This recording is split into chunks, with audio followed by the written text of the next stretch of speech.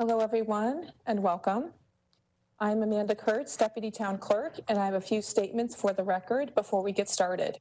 Tonight's regularly scheduled Herndon Town Council public hearing is a virtual meeting. Individuals are encouraged to provide comments for the record at town.clerk@herndon-va.gov. The meeting this evening is being conducted electronically pursuant to Virginia Code Section 2.2-3708.2 as amended, the Order of the Governor, EO 53 as amended, and in accordance with Ordinance 20-0-23, Continuity of Governmental Operations during Pandemic Disaster COVID-19, adopted by the Herndon Town Council as amended.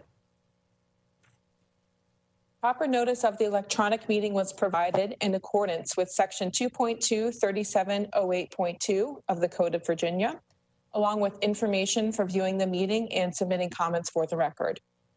The agenda and meeting materials are available on the town's website. Electronic meetings will begin with a roll call to determine a quorum. All votes, including adjournment, will be by roll call vote. Thank you, Madam Mayor. Thank you, Amanda. I will call our May 26th Town Council public hearing to order and ask the clerk to please call the roll.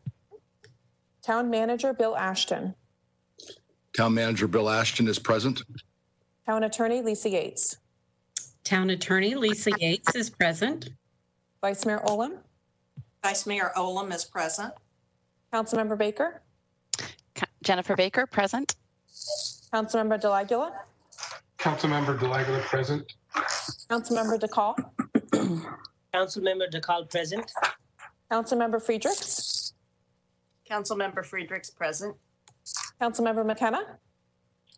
Bill McKenna's here. And Mayor Merkel. Lisa Merkel is here. So for the record, we do have a quorum electronically. As you just saw, Bill Ashton, our town manager, and Lisa Yates, the town attorney, are also present.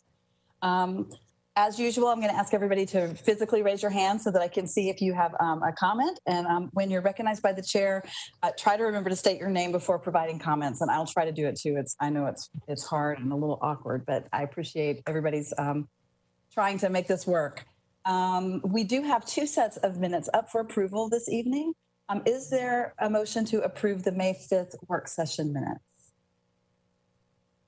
Madam Vice Mayor. Sheila Olem, I move to approve the minutes from the work. I second that. Okay, we have a motion to approve made by the Vice Mayor and seconded by Mr. DeCall. Is there discussion on the motion? Okay, seeing none, I will ask the clerk to please call the roll. Okay, Vice Mayor Olem. Vice Mayor Olem, yes. Councilmember Baker. Baker, yes. Councilmember DeLaguila. Councilmember DeLaguila, yes. Councilmember DeCall. Pradeep DeCall, yes. Councilmember Friedrichs.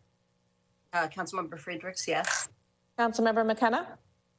Bill McKenna, yes. Mayor Merkel.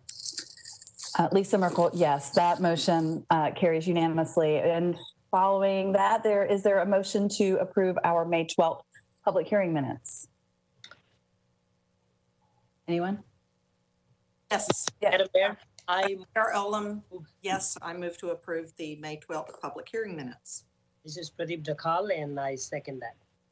Okay, once again, a motion to approve made by the Vice Mayor, seconded by Mr. DeCall. Discussion on the motion?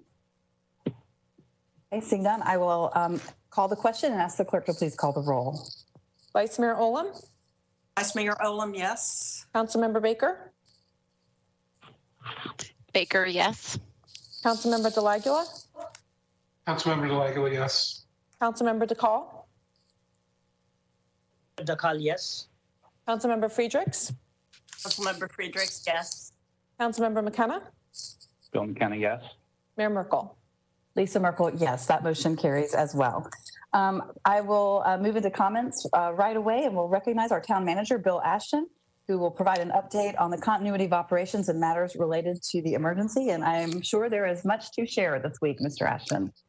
This is Bill Ashton, town manager. Nothing's happened over the last 4 or 5 days. No, quite the contrary. Starting with Friday, I was fortunate enough to receive a briefing from Dr. Gloria, the director of the Fairfax Department of Health, who was discussing the metrics that were related to that the governor needs to move us into phase one. It was a very enlightening conversation. It was then followed up by a meeting of the 5 directors of health for Northern Virginia. That includes Fairfax, Arlington, Alexandria, Prince William, and Loudoun County Departments of Health, where they issued an opinion on Saturday that stated that when you looked at the 6 metrics to move us into phase one, the first metric of moving downward percentage of positive tests over 14 days, that the region is now meeting that metric. Moving downward in hospitalizations over 14 days, the region is now meeting that metric. Increased testing, the region is also meeting that metric. Where we do have some problems is when we're talking about increased capacity to contact trace, which is going to be an important part as we move forward. That is unmet in the region, but quite frankly, I don't believe it's met in the state at this point. Enough hospital beds and intensive care capacity is now being met in Northern Virginia. And the increasing supply of sustainable PPE, they ruled it as unmet, but they caveated it by saying it's being met in the hospitals. But the outpatient facilities, private practice, long-term care facilities still are having some supply chain issues, and they appealed to the state to help us deal with that. So with that in mind, the mayors and chairs of Northern Virginia did meet. And if the mayor cares to elaborate on that, she can. But basically, they endorsed us moving forward into phase one, which if you caught the governor's news conference earlier today, he has hinted that he is inclined to do, but he will make a formal announcement tomorrow about phase one. So it looks like we're heading that way, but we're still waiting on that announcement. There was other things in the news conference they were trying to unpack, which includes masks. He's trying to make masks mandatory in all indoor establishments, any businesses indoors. And we're trying to unpack that. We need to see the actual language of what he is proposing to understand the effect of that on us, which hopefully as the week wears on, we will be privy to that. So with that in mind, some things that we have been doing as a town to prepare for this is we know phase one reopening includes things like we're allowed up to restaurants are allowed to have outdoor seating up to 50% of their capacity. So with that in mind, the staff has finished streamlining a process to apply for outdoor seating. That process has been sent out to the restaurants. We have made contact with all the restaurants. It is up on our website, and we are sending the form virtually out to all of our restaurants. They are expecting it. Hopefully, we have also given a streamline to the approval process behind it, so that my goal is to beat ABC to their approval, so that we are prepared as soon as ABC 2 opines that we can begin assisting our restaurants in getting some business back seated outside of their establishment. So that process is, I wouldn't say complete, but it is certainly much improved, and we are looking forward to embracing our restaurants and engaging them on this. Some internal things that I need to make you all aware of. As of tomorrow morning, the Herndon Centennial Golf Course will be open, albeit with very limited restrictions. The clubhouse will not be open. It'll be single ridership in the carts. We have taken we've gone to touchless payments for your rounds. We are promoting folks to pay online more than coming into, but if they do show up at the golf course, we do have a mechanism for them to pay touchlessly. We have removed from the course anything that might be where people will touch. So rakes are out of the sand traps, ball washers have been removed. On the driving range, we've created social distancing there by moving the mats further apart. I think Mike Mueller has done a great job preparing it and using some guidance from Gene Fleming. We have 2 experts in this field that are doing a phenomenal job of getting us ready to get that open. I'm meeting later this week with Cindy Roeder about our parks, and hopefully we'll have some announcements forthcoming on that. And as far as HMC, We are working right now on some of the elements that we would need to do for to protect folks in the interactions with us. So plexiglass, sneeze guards up between customer service touch points and the customer, social distancing markers on the floor, stanchions to direct traffic, improving traffic flow in one door, out another door. And elements like that are being worked on as we speak with an anticipated opening of HMC in the coming couple of weeks. It's still a little bit too early to tell. So that is where we are related to COVID, both internally and externally. And I'm available for questions, Madam Mayor. Thank you, sir. What questions do you have for the town manager? Ms. Olam. There we go. Sheila Olam. I'm sure this is okay, but you said one person per cart. But if it is a family, couple of family members, can they have one cart or do they need two separate? If you're living in the same home, you could have one cart. But oftentimes, if you're living in the same home, you've been together so much, maybe you want two carts, but that's another story. But that being said, just to put a finer point on that, Madam Vice Mayor, is go to herndongolf.com. We have all these questions answered there. I encourage folks to go read them, and they can see, how to engage with us in the best way, what they can expect once they hit the facility. Thank you. I did hear a comment about that, so I just wanted to make sure you said it out loud. Thank you. Absolutely. Thank you. Thank you. What other questions do we have? Ms. Baker, and followed by Mr. DeCall. Yeah, staying with Jennifer Baker, staying with the golf course theme. So I am looking, and I did look at our website earlier because lots of folks have been asking about this. So first of all, I want to say thank you. I'm really glad our golf course is opening up again. It's certainly, and I know, we want to do it safely and within the guidelines. Regarding Egg Carne and the clubhouse, but specifically Egg Carne, because that says it is still closed until further notice. Given that they do have outdoor seating, will they be part of, will that be as quick as Friday that they'll be part of that plan to open, or what's their path to? They will not be ready Friday. This is Bill Ashton, Town Manager again. They will not be ready Friday, but we are engaging with them as to how to work a carry-out and or eat on the patio sort of engagement. Right now, the clubhouse is closed completely. Because one of the elements to this too is the restrooms. We don't want to invite folks into the restrooms right now. The restrooms on the course, we have a really good cleaning plan where we're cleaning every couple of hours, and that's all ready to go.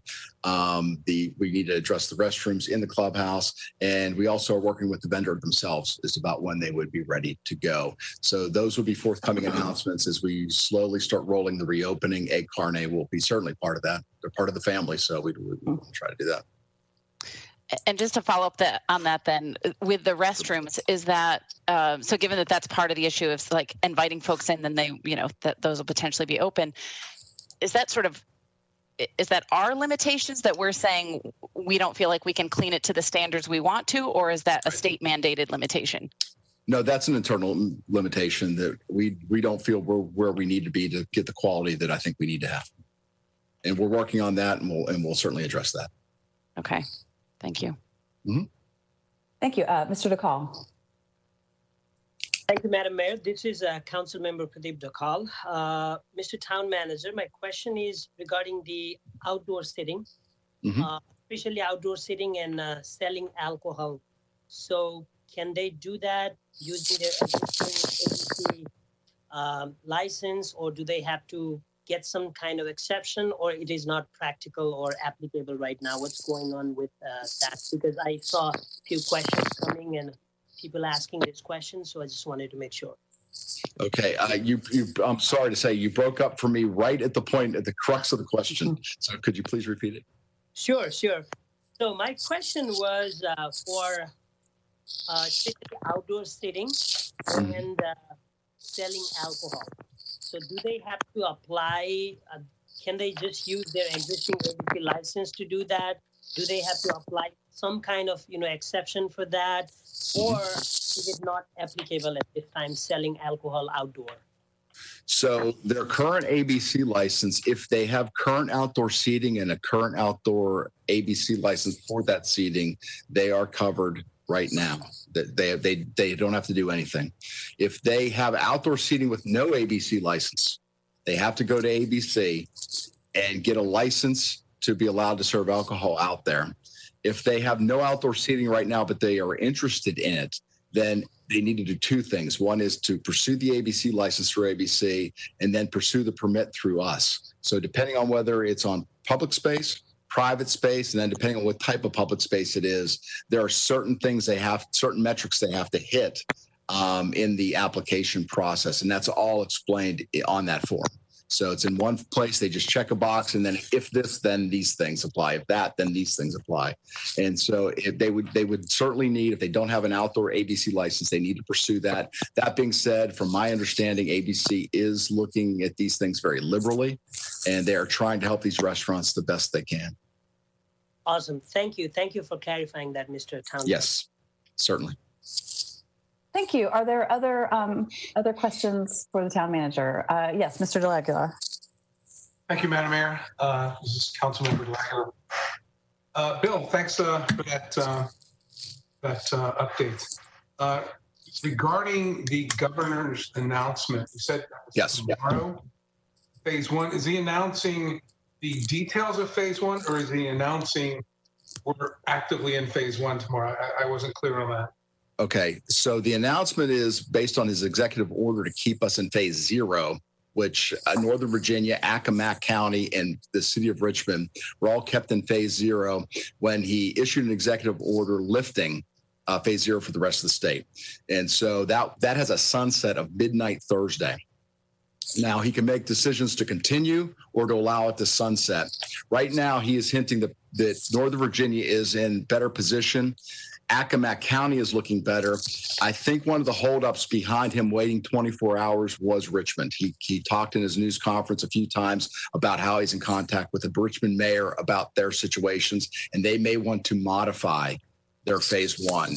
And he also pointed out that phase 1 requirements are a state requirement, and places like Richmond get a little more restrictive. He did allow a little bit for that in his news conference today too. So with that in mind, that's what we're looking at. Whatever's the state mandates for phase 1, which are 50% in outdoor seating in the restaurant space, and by appointment, hair salons, barbershops, and establishments such as those, and a little bit loosening of restrictions on retail establishments are all in phase 1, which is the governor has covered. And I'm sure we'll put links to those things on our website as well. And thanks. Refresh my memory. What's the indoor capacity? For restaurants? Yeah. Restaurants will be 0 in phase 1. So they are still carry out and or this outdoor seating. Okay. Okay. And so then back to the outdoor.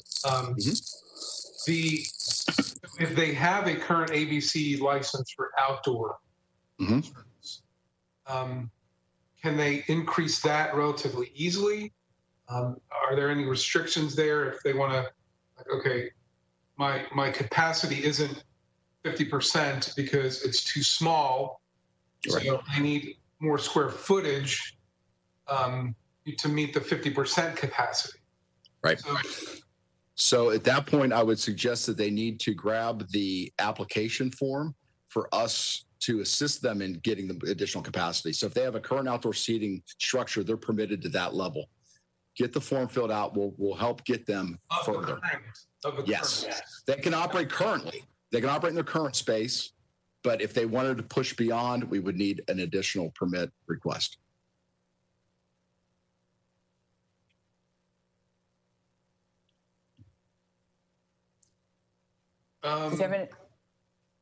No, I think that answered my question. Some folks will need the additional permit. So, thank you. Mr. Ashton, is that application on the town website?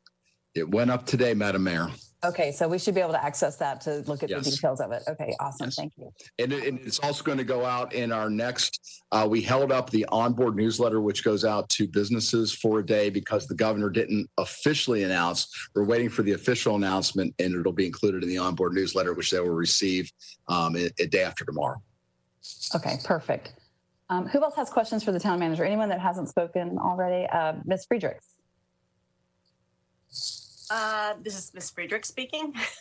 Mr. Ashton, does it seem likely that when we go into phase one, if indeed we do, that town government meetings will also start being public in person as well? This is Bill Ashton, Town Manager again. That decision would be yours. However, you are restricted to 10-person limits in those facilities. So I would suggest it would not be wise for you to then start meeting again at phase one, but that decision would be up to the body. So the reason I ask is that there's so many limitations on our discussion when we're doing electronic meetings, and if in phase one we can allow one or two members of the public to come into the room to speak at a public hearing, that might have a positive benefit. But anyway, all right. Well, thank you very much. Sure. Is there anybody else who hasn't spoken who has questions for the town manager? Make sure everybody gets a chance. I think maybe Mr. McKenna is the only one. No? Okay, perfect. So I think I saw Ms. Baker's hand. Yeah, Jennifer Baker. Sorry, just digging deeper on that, Bill Ashton, as you mentioned, the application and what businesses would have to do. Can you just confirm, is there any fees associated with that? Because often when we hear permit or application with government agencies, there's a fee included. So I'm hoping you're going to tell me the answer is no to that. Well, let's go with no. Since you want no, I'll no. How about that? All right, thank you. No. I know, and I know we're all trying to do the right thing by the business and by what the Yes. state is mandating us to do. And again, I just want to make sure we're. Of course, there is an expense and a cost to us, but I appreciate that we want to do the right thing by our businesses to get them Yes. open again. Thank you. Okay. Any other questions for the town manager? Okay, great. If you think of something, shoot him an email for sure. That brings us to comments from the council. And again, this is limited to continuity of operations or matters related to the emergency. And so who has comments for us this evening? Do you want me to call on you, or do you want to raise your hands if you have them?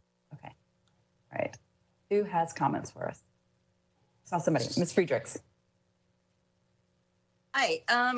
I wanted to remind citizens who are watching, if indeed citizens are watching, that when we have roped off areas because people aren't supposed to be using them, or when we have on the website that facilities are not to be used, that's for your safety. And I've gotten a lot of comments from citizens that people are using the playgrounds, which I know were taped off. People were using the tennis courts, which I know they were not open. So none of this is being done to stop people from having fun. It's to stop people from transmitting viruses back and forth. So I hope that people will pay attention to that. Thanks. Okay, who else has comments this evening? Mr. De Aguila. Thank you, Madam Mayor. Councilmember De Aguila. I have a just question in terms of maybe, Bill, you can answer. Relative to continuity of business, are businesses or residents, are we still doing inspections or violation checks or things like that during this state of emergency? This is Bill Ashton, Town Manager. Yes, we are. If we are getting complaints, we are still investigating complaints. We are still doing building inspections. We've actually received probably an uptick in building inspection requests since this COVID-19 pandemic has started. Some of them are, if we're able to do virtually, we try to do virtually. Some of them we go on site. I just have a restriction on our staff going into private homes. Again, just to keep the homeowner safe and to keep the staff safe as well. But yes, we're still doing inspections at this time. And is that necessary for the continuity of town business, I guess? Well, enforcement, again, I believe enforcement is certainly part of what we do. Again, we are still giving speeding tickets and things from that perspective out on the streets. So I think that is a critical part of what we do normally. So that has been kept moving forward. We are still doing that.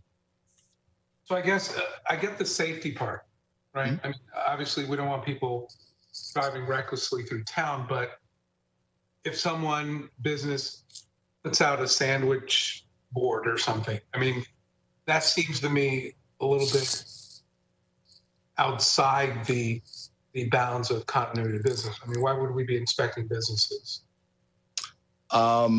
I would suggest if it's a sandwich board, it should not have been cited because we had a moratorium on business signage since the outset of this pandemic. They were giving enormous limits to what they can do sign wise to advertise their business and their carryouts and things like that. So I ordered that to be ceased just to help our businesses throughout this crisis. Other areas, staff is still working, and if it is something that's in the code to enforce, and we get a complaint, we will attempt to enforce it unless I've done something like the restaurant moratorium, which gives them more latitude. Okay. Again, safety, yes, absolutely, but if you're seeing, and I don't have data on this, I only have people talking about it. If we're citing violations because there was a complaint, I think that's less of an issue to enforce than a traffic violation, right? I mean, during this time, we should certainly be mindful of where we're placing our resources. Some feedback for that. When I heard about it, I said I'd bring it up. Again, it wasn't in the context of safety, in the context of where we're placing our resources and energies. Thank you. Any other comments for us, Mr. Delagula?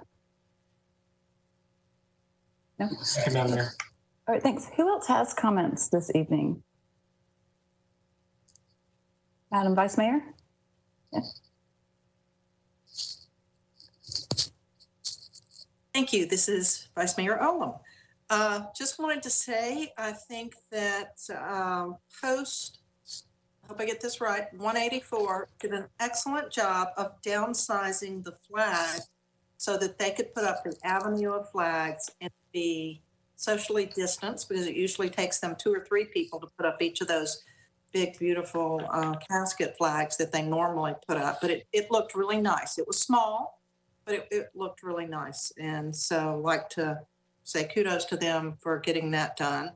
And the purple bin is being utilized. I went over and I know they're coming and going and picking that up because everyone's getting rid of their glass.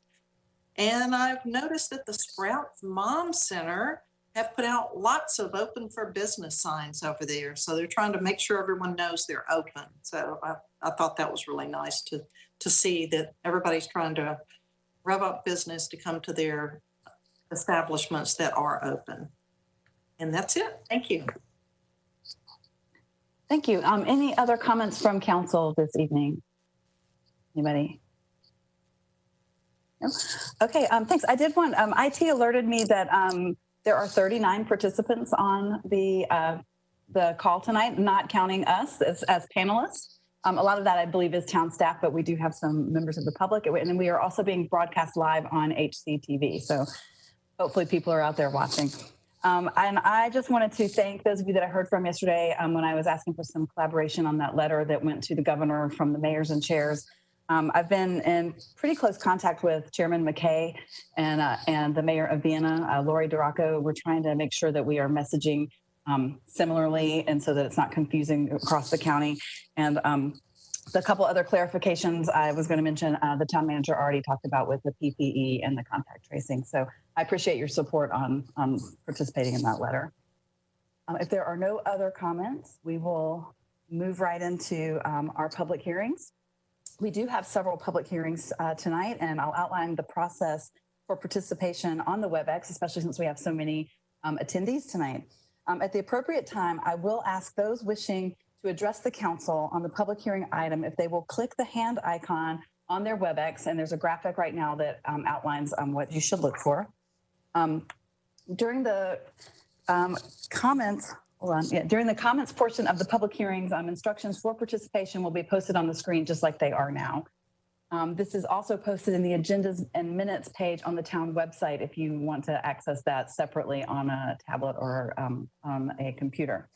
I'm going to try to pause for about 30 seconds each time to make sure that everyone who wishes to speak has a chance to click the icon, and IT has the opportunity to do the maneuvering that has to take place to elevate a attendee to a participant so that they are able to speak. The clerk will advise me or of those that have raised their hands in the order that she sees them on her screen, which may be different from the order that I or other members of council can see the attendees on our screens. And again, I said we'll take a brief pause while IT enables the speaker's ability to address the council, and I'll call on you when it's your turn to speak.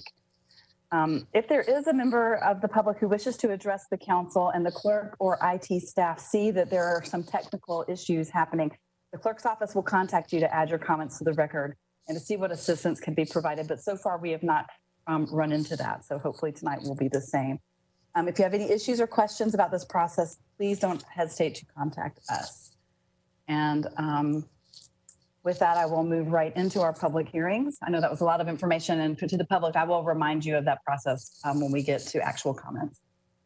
The first item is Ordinance 20027 to amend Chapter 63 Solid Waste to increase the recyclables fee per quarter. We will resume the public hearing. For the record, the public hearing to amend this was continued from the council's May 12th meeting, which means the public hearing and the record remained open, and the public hearing will resume this evening. So therefore, I'll resume the public hearing and ask the clerk if we have received comments for the record on this particular item. Yes, Madam Mayor. All comments received were provided to the council and have been entered into the record. All right, thank you so much. And I think I see our Deputy Director of Public Works has had a chance to get here with a really cool Ansel Adams picture behind you. I'll recognize Tammy Chastain for comments on this item. All right, well, good evening. Tammy Chastain, Deputy Director of Public Works. So this is a recommended increase in the recycling fee from $8 per quarter to $16 per quarter, starting for FY21. As mentioned previously, there is no one item that brings about this request. It's kind of cumulative and pretty indicative of the recycling environment right now. Next slide, please. So as you can see, the recycling costs, roughly operating costs really has risen over the last few years. And the recycling, the household recycling fee has kind of stayed steady, and the recycling rebate has declined quite drastically. Next slide. This chart shows a little bit better the trend of the operating costs and the rebate. The rebate numbers are on the right-hand side for the line graph, and we're estimating FY21 to a $30,000 rebate, whereas just a few years ago in 2018 we were getting $139,000. And these are projected on tonnage and the material types, percentages, and based off the commodity rate as they are now. We've seen them drop and come up just a little and then drop back down. So this really is a fairly volatile market. So this is that request to make that increase. And get any questions, I'll take them. Hey, thank you. Who has questions for Ms. Chastain? Anyone? No? Okay.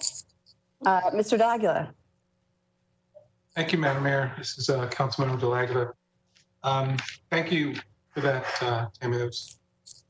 I don't think much changed from the work session presentation. So let me ask the question now in the public forum. On slides 2 and 3, the operating expense and the rebate are plotted back to 2018. But I think based on some of the comments we're getting, I think it would be helpful if we release data going back to maybe when this whole thing was first initiated. I know a lot of us weren't here at the time, but to show the trend lines on what the operating expense is and what the rebate is today. And I think that would put in context why we're having to make this increase after a period of time where we didn't have an increase. So if you guys can have that information made available to the public, I think it would help them absorb and understand why this increase has to be done. Because it's my understanding that those lines diverged a long time before 2018. So having the historical context of the data, I think would put to ease some of these questions. I don't like people thinking we're just raising rates or raising taxes on people. That's not what we're doing. And I want to remind people when these things happen, all of us on council live in town. So we're paying those increases as well. So it's not like we're this disjointed body that don't get the impact from the increases. So my request again is to release data, take it back as far as you can.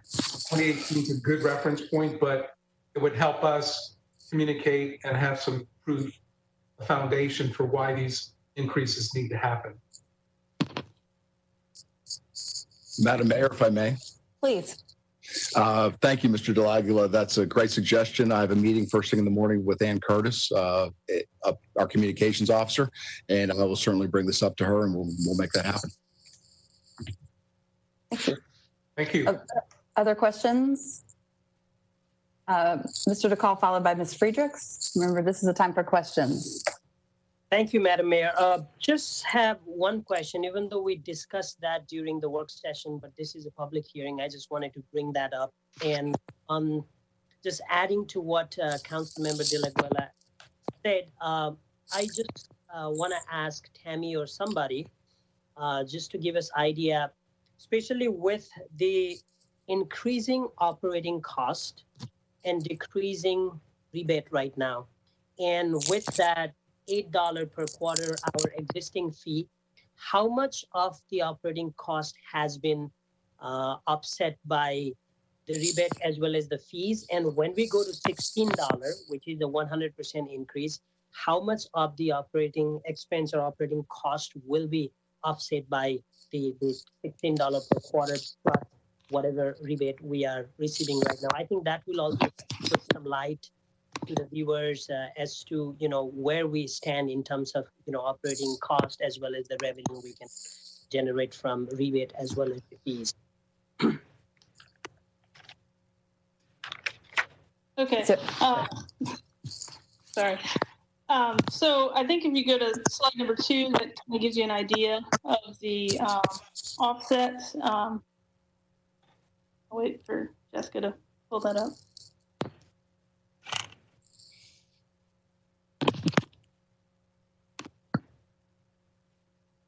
Perhaps. Jessica, could you pull up the slides?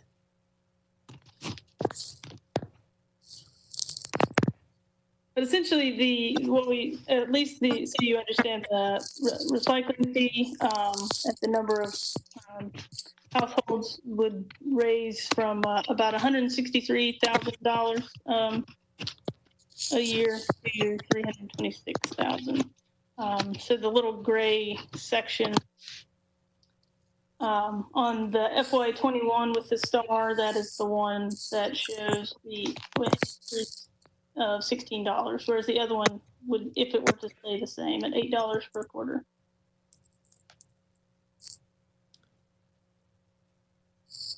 Do you know in terms of percentage is being the offset right now, and with the $16 per quarter, what will be the percentage if you have any rough idea on that? I don't off the top of my head. I wish I could do math faster than that. Tammy, if I may, this is Bill Ashton, Town Manager again.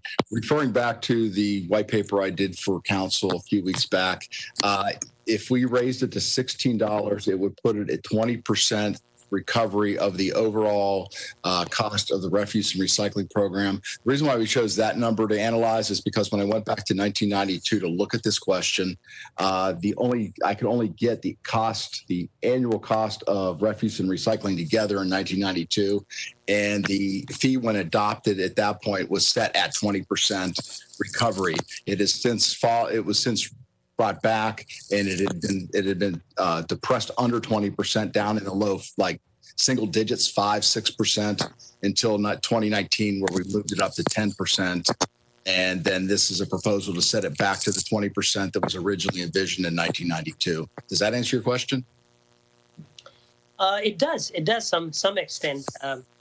So 20% recovery will be done by the. Okay. Thank you, Bill. Thank you. I forgot. Oh, the Signy. Okay, Ms. Friedrichs. Thank you. Just to go back to the previous question, which wasn't my intention, but you said 20% of refuse and recycling, not just 20% of recycling, correct? This is Bill Ashton. Yes, that is correct. And that was based on when I did the research for you all a few weeks ago. I could only identify it collectively, both refuse and recycling, in 1992, based on the data I could discover. So just to keep it an apples to apples comparison through, I analyzed it with the entire refuse and recycling program from that point to 2020. Okay.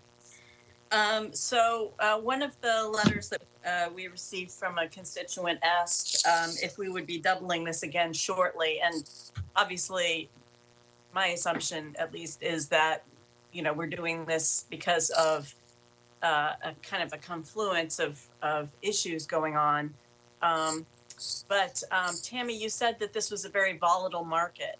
Are our estimates likely to hold for the rest of this fiscal year? Or how often do they change the rebates and so forth? Do we have a fee locked in?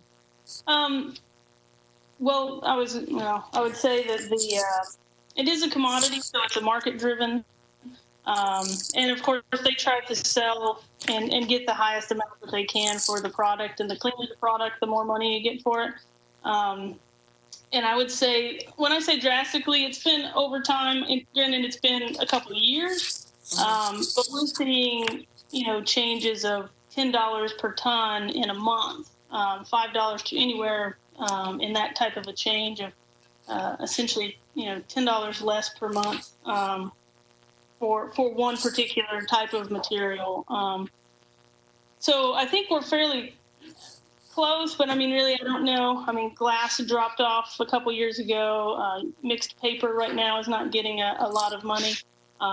So we have seen some of them come back up a little bit as well. So I won't say they're all decreasing.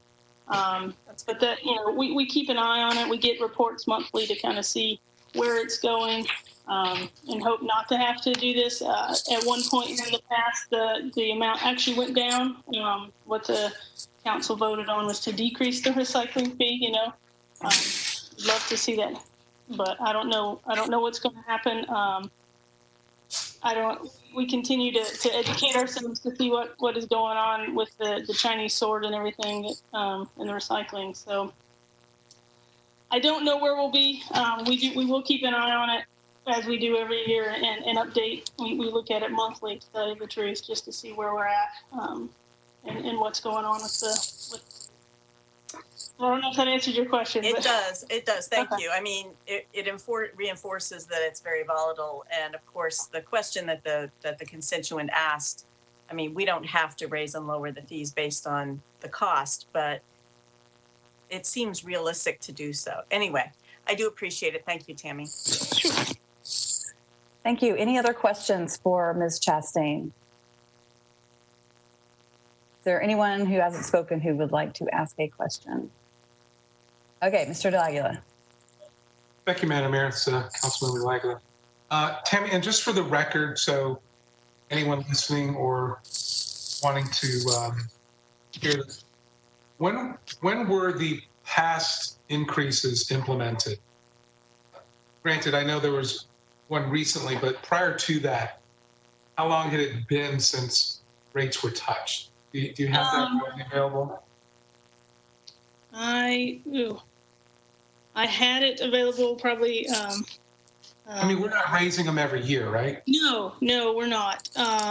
Prior to 19, I believe it had been. Oh, I don't want to even do it on the record because I can't remember right now. It had been a few years, and I don't. I can get you that information, but I can't. Just I ask is make that public. Yeah. Again, it'll put people at ease. I think someone on council would know, and I see Vice Mayor's got her hand up, so I'll shut up. I think it's been a while, but thank you. Thank you, Madam Vice Mayor. I'm sorry if I missed you earlier. I have comments, but since people have questions.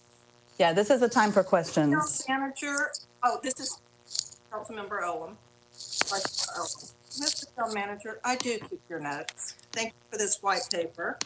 And because the Deputy Director didn't have her paper with her, I happen to. It was 2016 when we raised it to $4, and 2019 was $8. And also in 1992, since everyone else did, I don't have a question. We would have needed to charge $37.50 a quarter to pay your entire trash recycle bill. Instead, we charged $7.50. And now we've morphed into 2020 where it costs $318, which cost our town, we should charge constituents $78.43 this past year. We're only planning to charge $16 additional. And if you were outside of the town and had a 2-year contract, you would pay $140 a quarter instead of $16. And if you did, I'm sorry, Madam Vice Mayor, do you have a question before we go to public comment? Okay. $100 a quarter. So this is much cheaper. No, I didn't, but everyone else seemed to be making comments, and there were questions about the amount. Okay, well, people were asking questions. So if there are no further questions from council, this is a public hearing, and we do have people in attendance. So I will ask that if there's anyone who is watching who wishes to address the council on this ordinance about the recyclable fee, I will ask the town clerk and give you a few seconds to see if there's anyone who's joined the WebEx that would like to address the council on this item.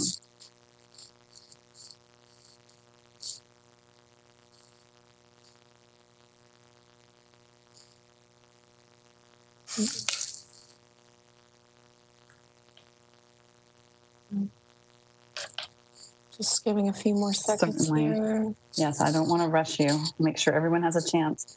Yeah.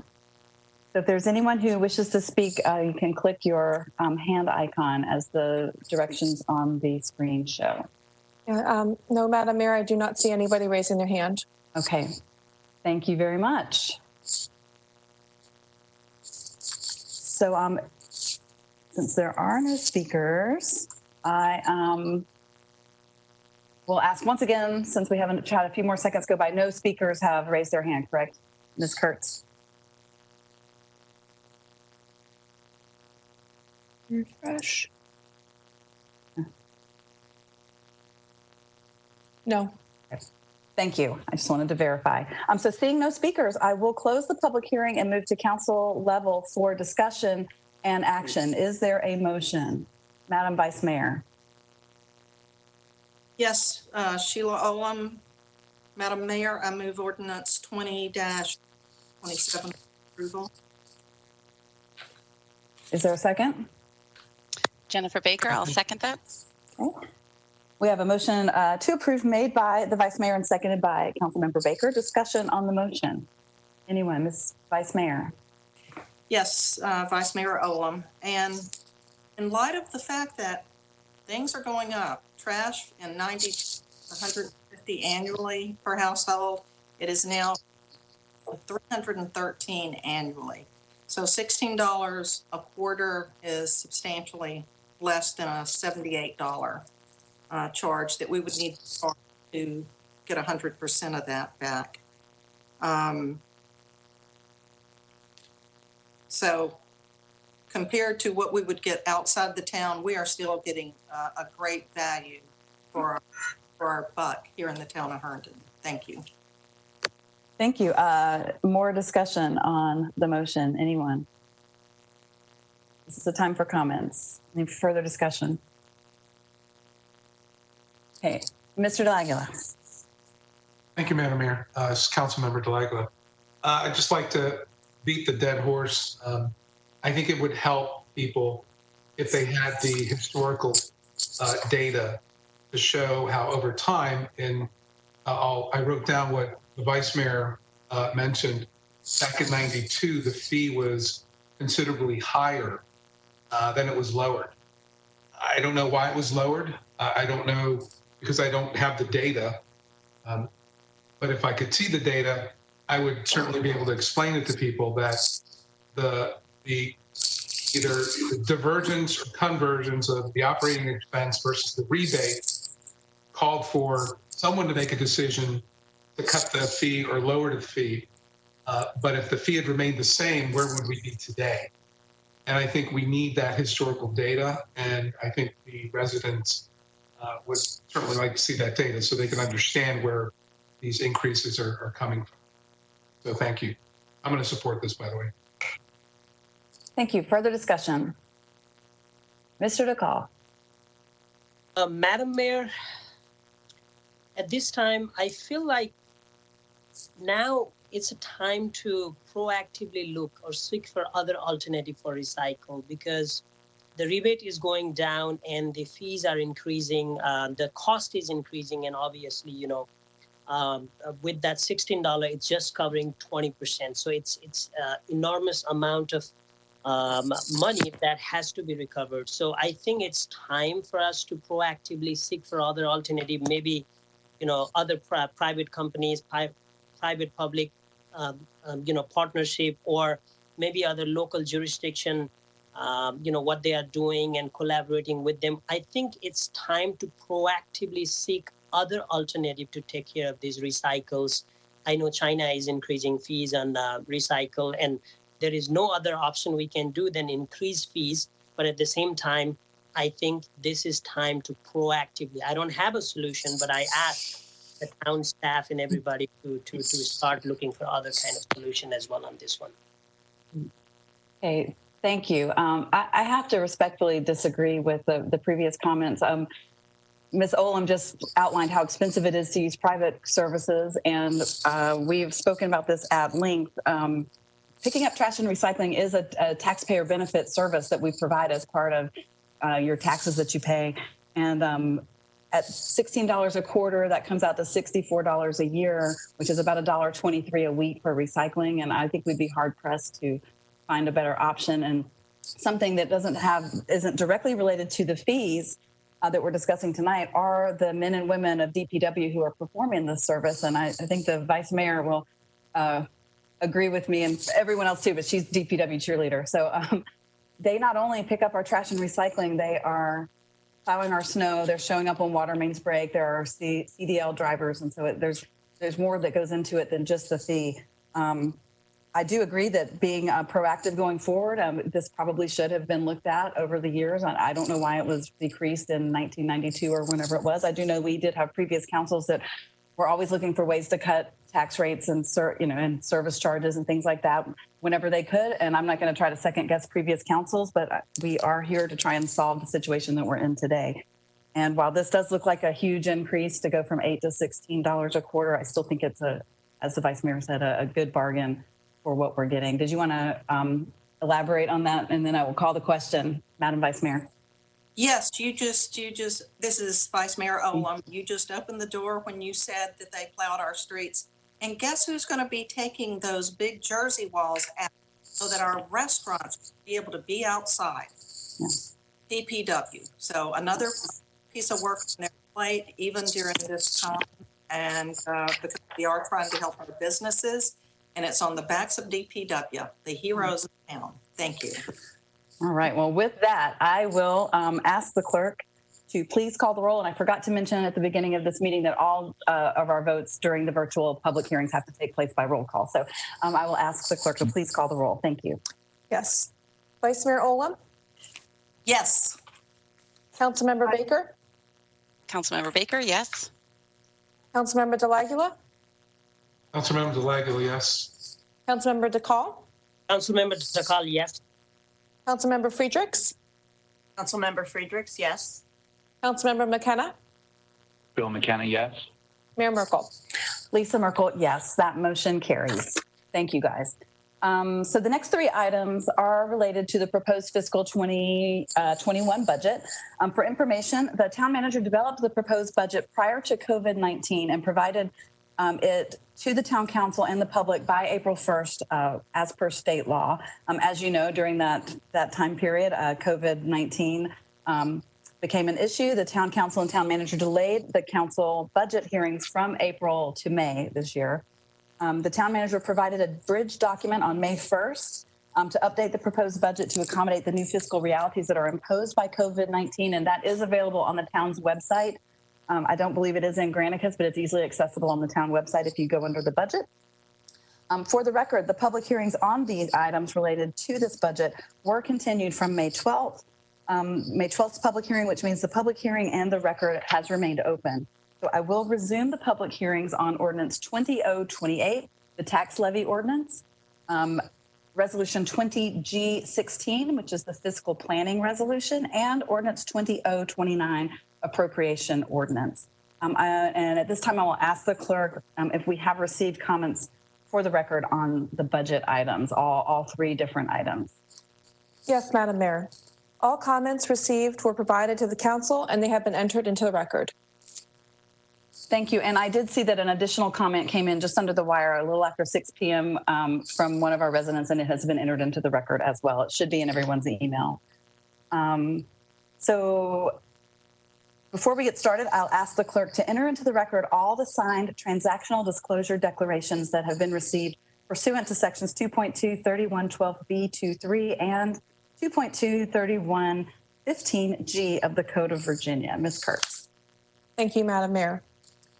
Mayor Merkel and Councilmember DeCall each provided signed statements for the record that throughout the year, they may be invited as a guest to attend events hosted by various organizations, some of which may receive funds or services from the town. The statements indicate that they are able to participate in the budget deliberations regarding nonprofit organizations fairly, objectively, and in the public interest, and that the appropriate disclosures have been filed with the town clerk and town attorney.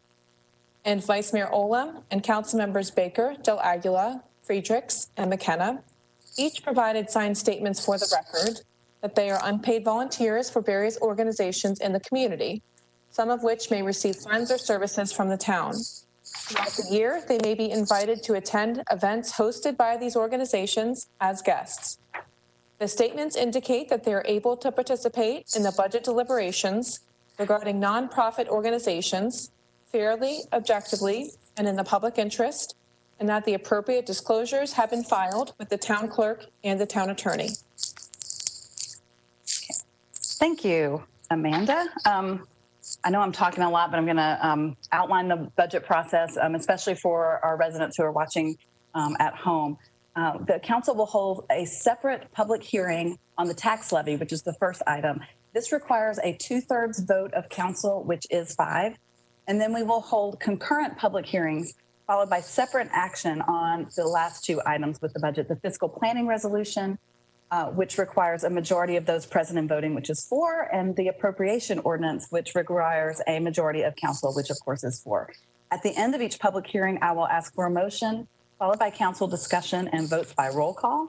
And at this time, I will recognize Bill Ashton, our town manager, for comments on the proposed budget as it sits this evening. Mr. Town Manager. Thank you, Madam Mayor. I'll wait for Jessica to get the PowerPoint loaded. Certainly. She's juggling a lot tonight. Yes, she is. She's doing a fine job. As we are getting ready to discuss this, a lot of this information will be very familiar to you. Madam Mayor, members of council. But however, we probably have more people tuned in today. So I thought we would walk them through the entire process and how we ended up with the documents that you will hopefully adopt later tonight. This has got to be one of the most difficult things that I've ever endeavored to do in my career. And we're going to get into more detail as to why that is here in a few minutes. This budget is part of the reason why I say that is because with so little information about what the future holds for anybody, it was hard to create any assumptions for which to plan operations into next year. And we'll get into that here in a second. So without any further ado, Jessica, slide, please. Just to give you a background, we started this back in January. Council had given me a series of priorities for you all. They were activities that demonstrate or advance the 2035 vision. You wanted a commitment to the town's employees, especially in the very hot labor market that existed in January. And you wanted to continue efforts to promote the town's strong fiscal position, which I think we all benefit from.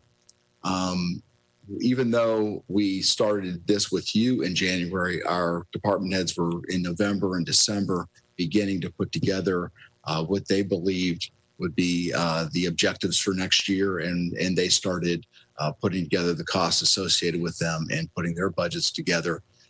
So that's where we were. In April 1st, pursuant to law, I submitted a proposed 2021 budget that was balanced.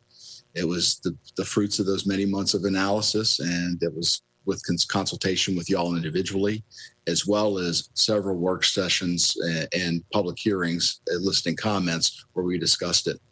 But as we all know, on March 11th, the world changed dramatically.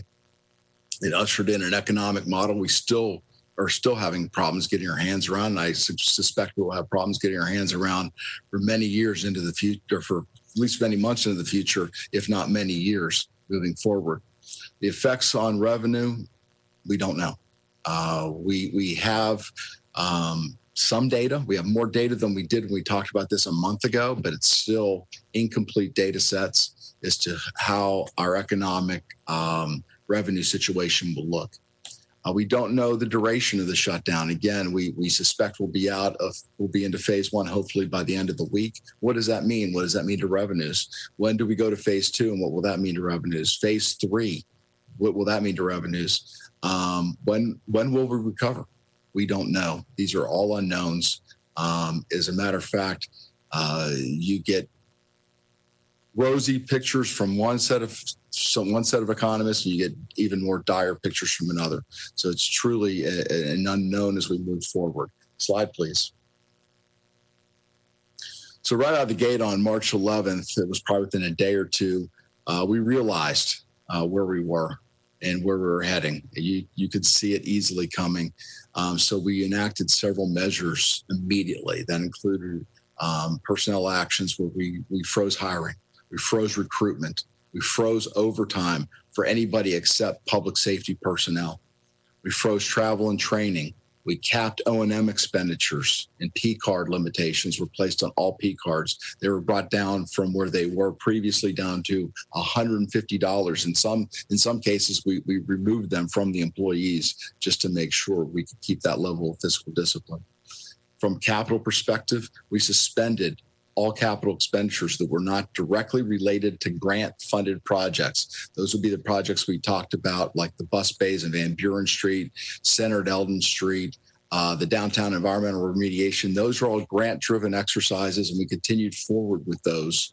But everything else, any general fund capital expenditure, was locked down on, I would say, March 13th. It was about 2 days after this began. Slide, please. So with that, we had many challenges. We're sitting with a week to go before we had to submit a budget. We had limited data. We have now since determined that we've had about a 32% decline after 1 month's worth of returns. The second month is being computed right now, so Jenny may have some preliminary data that she can share with you that I have not seen yet. But we still that data set is still incomplete. Our transient occupancy taxes in that first month was a 62% decline. Now keep in mind that first month included 2 weeks in a pre-COVID environment. We also, our sales tax, this will be the first month where we see it in a COVID environment because there's a 2-month delay in getting our sales tax returns sent to us. Again, we talked a little bit earlier about the unpredictable environment. Some of the things on there, length of shutdown, pace of reopening, length and pace of recovery. But what happens if the virus rebounds later in the year, which could possibly happen? What happens if we have to pull back off of a phase because of various conditions, data conditions on the ground? These would all have effects, and these are just, we're unable to predict them at this time.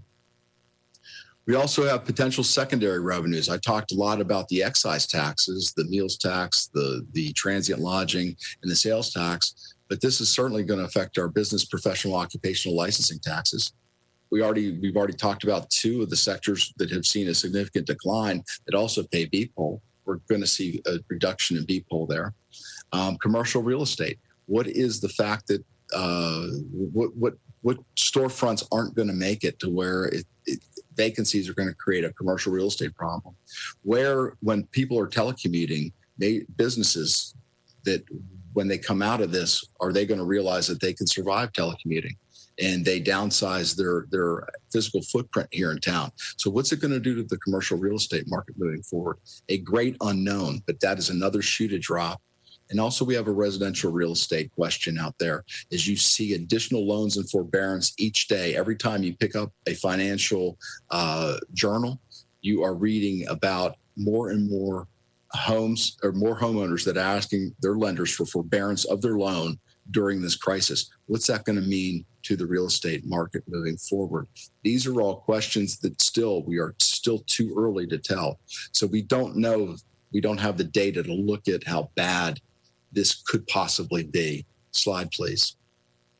So considering that, with a lot of unknowns before us, we set about altering the base budget, the April 1st budget, to something that gives us some flexibility and adaptability so that we can change our approach towards operations as we move into the next fiscal year. As we see more data come in, we were able to adapt to the changing environment with the number one goal of fiscally protecting the town. That is very important to everyone concerned. We wanted to still give an opportunity to meet council budget guidance. We didn't want to completely ignore it.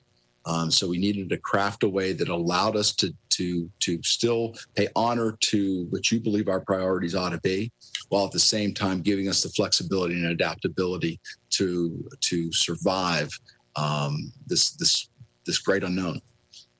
So the other thing I was trying to do is to avoid overreacting to limited information.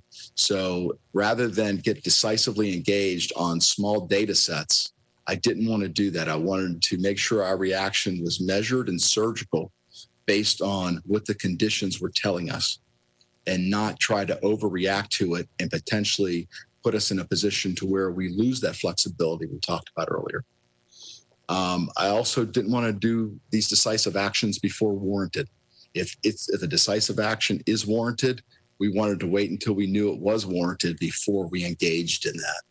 The other thing that was a big critical element to allowing us to keep out of these decisive areas, to allow us to keep from overreacting, was to avoid large spending early in fiscal year 2021.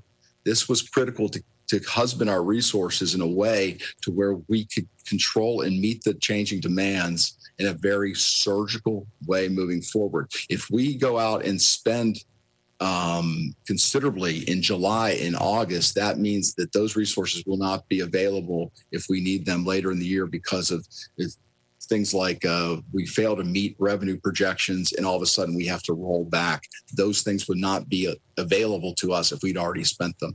So we were trying to avoid those large spending opportunities early in FY 2021.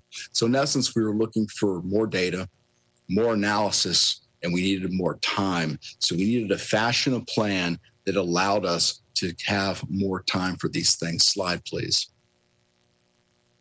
So going back to what we had discussed a few minutes ago, the baseline budget was proposed in 2021. It met your council budget guidance.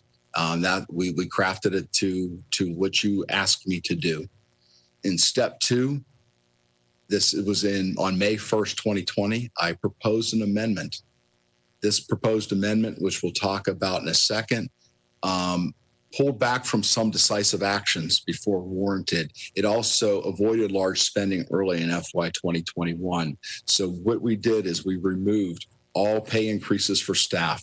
Those were directly dictated off of market conditions, which were no longer applicable to the situation we found ourselves in. So we attempted to come up with something that kind of avoided some of those decisions. Then we went to step three, which was create a strict spending plan, a thing we call the bridge document that was also released with the budget amendment to give us the flexibility and adaptability that would give us the more time we would need to get more data and have more analysis to determine if additional things needed to happen. Slide, please. So just to go back to step one, we've talked about before, everybody is pretty aware of the budget that was submitted April 1. So let's start with step two, the amendment. We removed the 1 cent increase to the real estate tax that was proposed.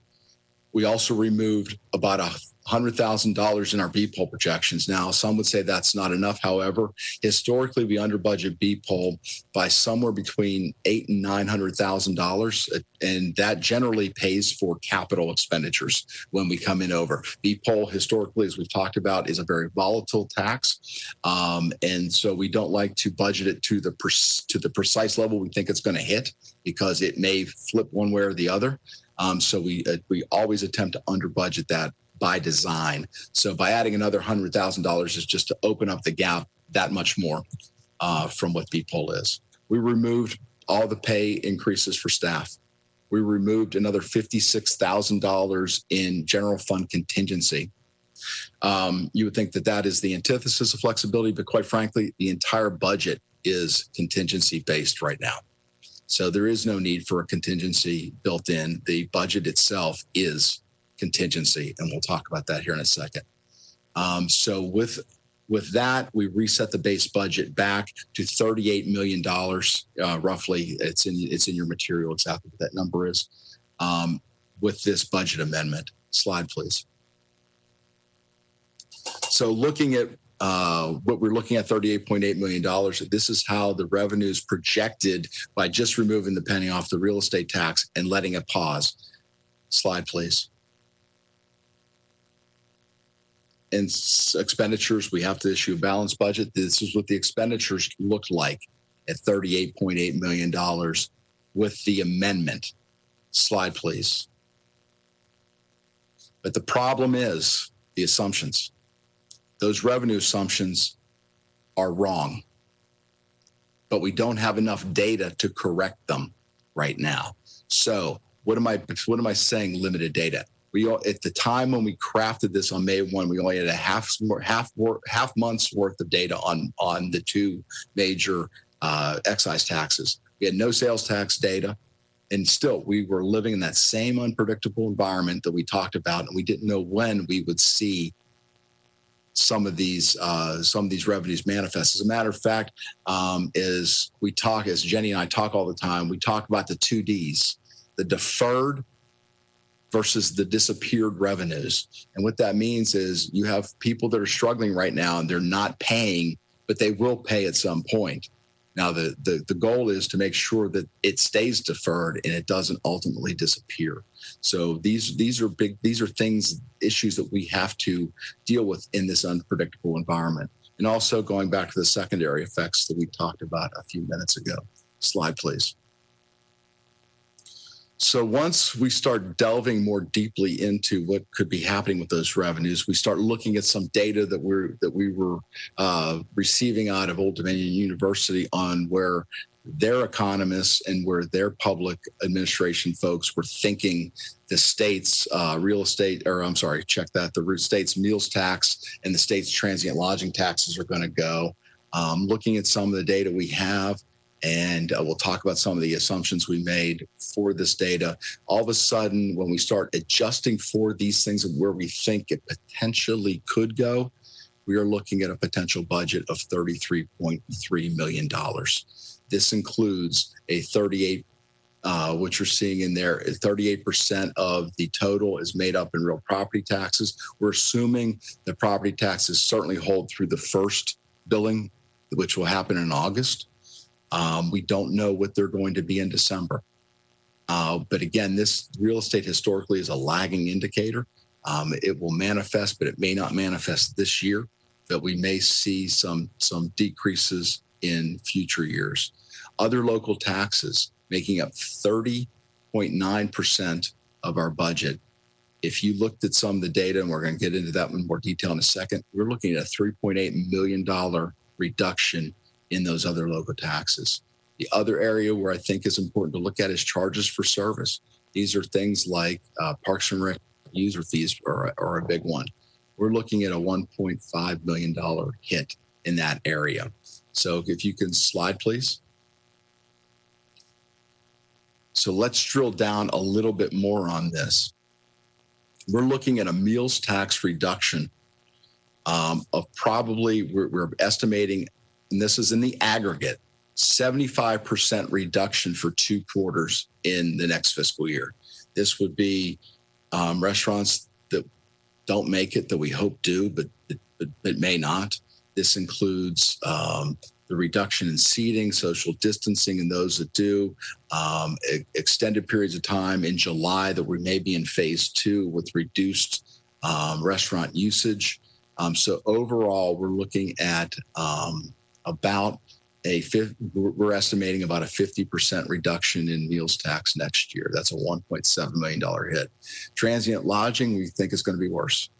And so far, our initial data sets are bearing that out. We think we could lose 3/4 of our transient lodging taxes next year. That's a 90% reduction for 2 quarters was the assumption, a 75% reduction for a quarter, and potentially a 50% reduction for another quarter was how we brought together that number. Bearing in mind, these quarters aren't necessarily in order of the fiscal year. They could be any time during the fiscal year. So if we come out in the fall doing really well and it rebounds in the winter and we take a step back, this model kind of takes that into consideration in the aggregate. The sales tax number was driven off the ODU study, which suggests that we could be seeing a 15% decrease in sales tax. Interest is a small number, but Parks and Rec fees, $1.5 million. If the Herndon Festival has a problem next year, and right now we're going to get into discussions, we may not see their revenues. Plus, we may see 50% reduction in all other categories of Parks and Recreation. Again, part of this is going to be a discussion about, and as we move forward, about cost recovery, about how we approach cost recovery at Parks and Recreation. And so we are projecting about a $1.5 million loss in those areas. Slide, please. Now's a good time to have a discussion about the concept of authorization versus appropriation. Tonight, and normally on budget nights, when you go to adopt, we would ask you to do 2 things with the last resolution that you have before you, the last budget item before you. The first is to appropriate, which would be to say it is that legally you're setting aside money, future earning, future income, to do a certain amount of things, and you're appropriating money for these things. It provides the actual resources for expenditures, and we could always come back and do supplemental or subsequent appropriations. But the thing is, these would be budget adjustments. If we had to reappropriate or do a supplemental appropriation, they'd be subject to public hearing. They would have to be subject to the ads. This would delay getting to that money for potentially weeks as we work through that process. The second thing we ask you to do at each budget adoption night is authorization. This is the order to me that I am allowed to spend what you've appropriated. that I'm able to go to my department heads and say, yes, you may go out and spend these things. It's been appropriated. It's been authorized. We are good to go. These, if for future authorizations do not have to meet the same advertising and public hearing metric, they can be activated within a few days. Once we discuss and we figure out that we want to authorize something, it could be put on an agenda for a work session and roll out in a public hearing a week later. So that's the difference between appropriation and authorization. Tonight, we are going to ask you to appropriate $38.8 million, the amended budget. We are asking you to then authorize us to pull 5.5 million out of it and authorize $33 million. The $5.5 million will go into a sequester category, which we'll discuss in a second, that we can activate if we meet revenue targets, but would be a starting point to then readjust again if we fail to meet revenue targets. Slide, please. So that brings us to step 3, the strict spending plan. The bridge document focuses on this. The strict spending plan that we are giving you tonight is primarily born out of operations and maintenance and capital. There is some personnel in there in very limited amounts. It focuses mainly on temporary employees, not on regular full-time or regular status employees. And it focuses our O&M capital on, and this is O&M capital, not the items that we service just through individuals, but these are things we're fueling police cars or fueling trash trucks. So our focused O&M capital expenditures are based on COVID-19, public safety, public health, and transportation. And that last one should not be solid waste management. It should be stormwater management. That is my error. I'm so sorry. Those are the areas our O&M dollars are focused on. If O&M dollars were associated with anything other than those, they are in the sequester that we are going to ask for here in a minute. Across the board, we are looking to sequester $11.5 million between all the enterprise funds and the general fund. But let's focus here on the general fund at $5.5 million sequestered. So what does this mean? Like the previous slide says, you are appropriating it, but you're not authorizing the manager to spend it. But we can authorize it at any point during the fiscal year within a few days' notice. Mr. Town Manager, yes, ma'am. Forgive me. I just want to make sure I understand, because the authorization you said can take place in a more expedited manner down the road, yes. But that is because we're vetting it tonight in the budget, whether or not we appropriate it. It's not a budget amendment. It would simply be going through a process to say, hey, go spend the money on that authorizing. Okay, thank you. As long as it's appropriated, we can go through the authorization. Okay, thank you. So what this means for us as a staff is that we're going to have to establish revenue benchmarks into next year. Numbers that we have to hit, targets we have to hit for the sequester to be released, and we'll talk about that in a second. So with this approach, where we're taking money and we are sequestering it, we reset the baseline, as it were, down to $33 million. And that will give us the flexibility for us to cautiously enter into next fiscal year. Slide, please. Across the board, this is what it looks like. So the sequestered items, like I said, a very limited amount in personnel, primarily in temporary seasonal employees. We're looking at $2.5 million in operations and maintenance, close to $1 million in capital. And then we have some interfund transfers we will not be committing to, close to $1 million next year. Slide, please. The details are the same details we have given you previously. These are not down to the programmatic level, but these are at the account level. Look at what we would be looking to sequester. Slide, please. So that formulates what our spending plan is for next year. It's going to rely on strong fiscal management to give us the flexibility to meet the demands that are happening to us, is the data sets that we're seeing. That's what we'll be using to manage this. We will be using established revenue benchmarks against these revenue assumptions. So when we establish these benchmarks, they will be set up at a target of $33 million received from the various sources over the course of the year that we'll craft them around when we are supposed to receive them. Case in point, we're not getting real estate taxes till September, so we can't have a benchmark at the end of July for real estate tax yet, but we can have a benchmark for what we anticipate out of meals, transient lodging, sales, the things we do get in every month. We establish these benchmarks, and then we measure. We see what actually occurs based on what our benchmarks are. If we find ourselves performing above benchmarks, we could then seek to release from sequester the items that were on the previous list. And we can release them in increments. We can release them in aggregate. We have the flexibility to do what we need to do, but we will do it in a measured, disciplined, and prioritized way. You will tell me what the priorities are with the release of those sequesters, but we will measure them, and it'll be a disciplined measuring.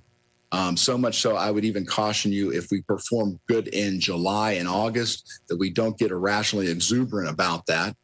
We would take a very measured approach to what we can release. Now, there's another side to this coin, and this is a significant coin. Once we sequester that $5.5 million, our 68% of the general fund, which goes to personnel, will rise to 75% of the general fund in personnel. So if you think about our personnel costs as they exist today, 75%, if this is adopted, will be in personnel. Another 11 or 12%, give or take, is going to be in non-discretionary things like debt service and the like that we have to perform. That's not on the table, and that would leave about maybe 12% left in O&M and small capital to run those COVID-related, public safety-related, transportation-related, public health-related things that are on that list. So that's what's going to be left in O&M. So at that point, if we fail to hit revenue benchmarks in next fiscal year, we will have to look at personnel. There will be another shoe to drop if that is the case. And trust me, we've had these conversations in this forum. This could be very, very bad. 33 million, 5.5 million may not be enough to get us to where we need to be.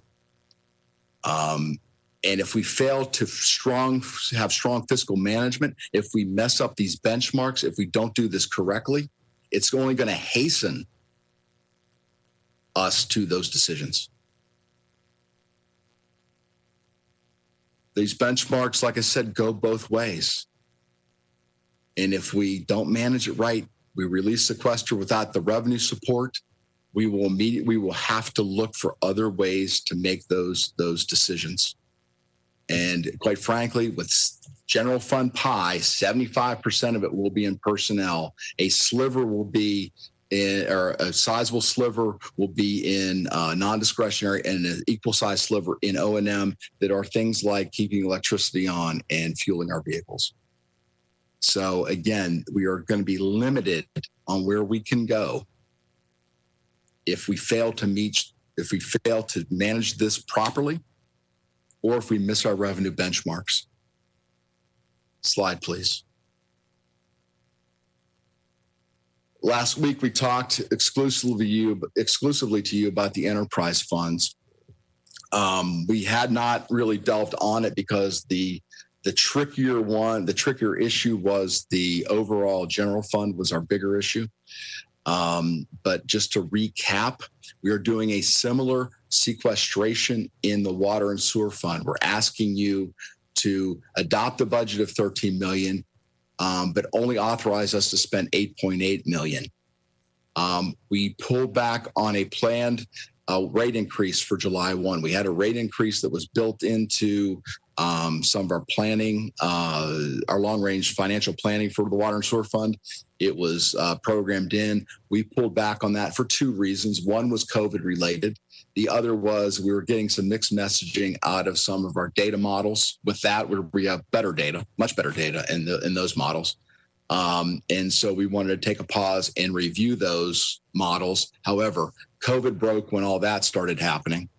And so we just decided to press pause on any water and sewer rate increases at this time. So we're asking you to sequester $4.1 million, $4.2 million in capital spending in the Water and Sewer Fund. This actually works out, believe it or not, operationally. As I've talked to the Director of Public Works, he indicates that some of the major projects for next year, they could easily delay design and engineering out into the latter half of the fiscal year and this would not affect him that greatly to push those projects back 6 months or so. The cemetery fund is doing well. The cemetery fund is still their total and authorized budget will be $967,000.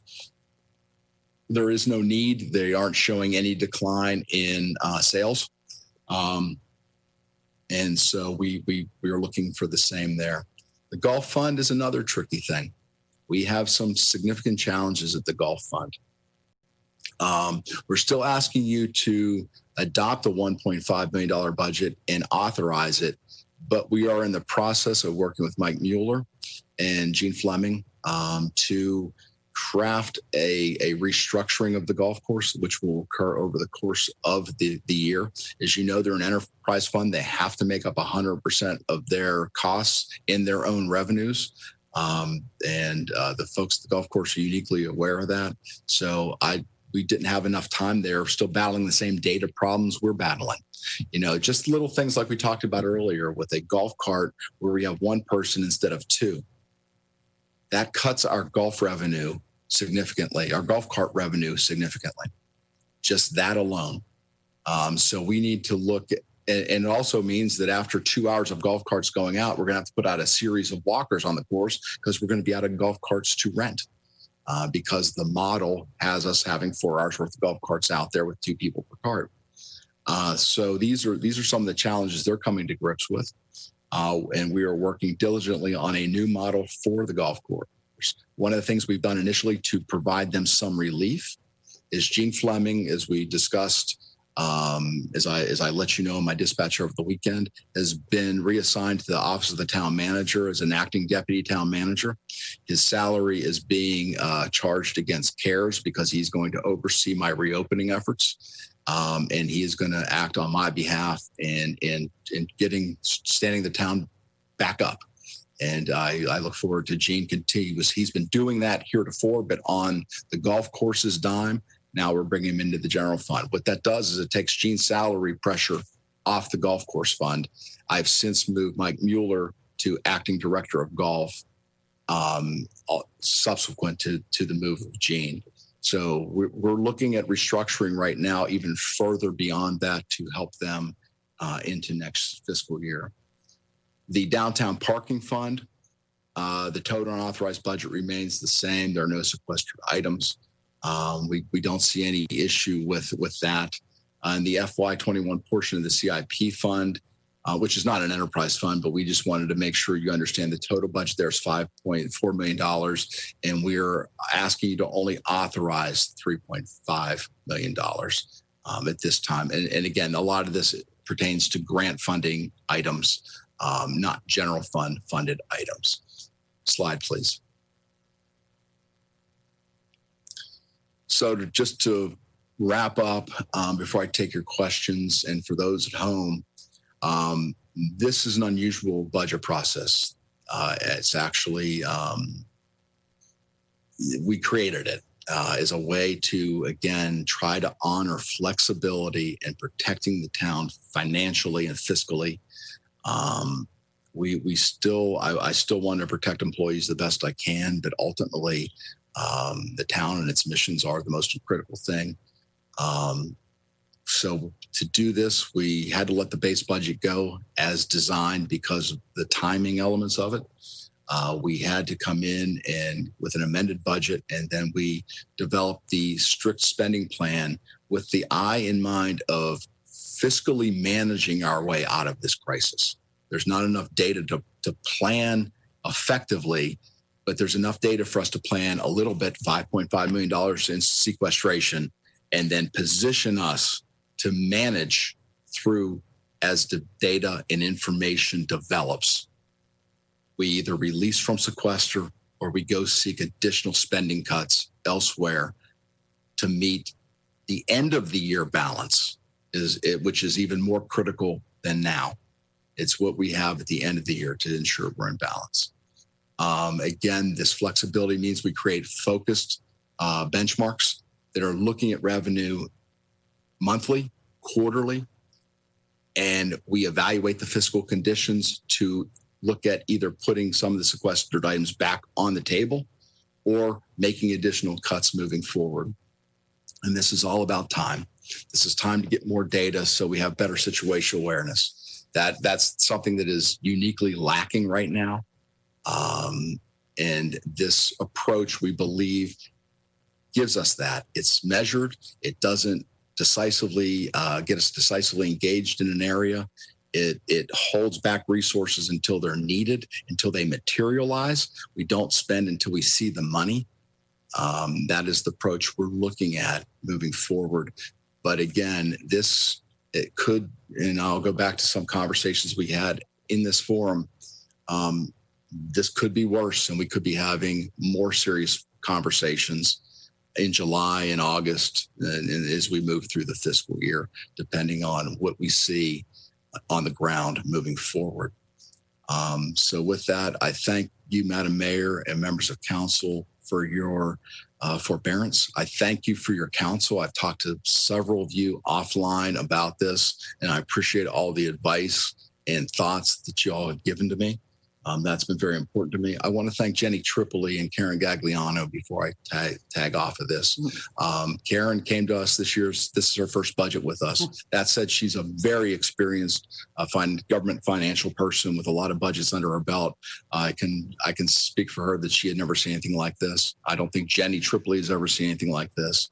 I thank the management team too for their help in developing what is truly necessary to remain in the authorized budget and what is optional that can go onto a sequestered list. So I appreciate everybody's flexibility in this, and they are rock stars, and I really appreciate what they put together. Thank you, Madam Mayor. Thank you, sir. Making sure I'm unmuted.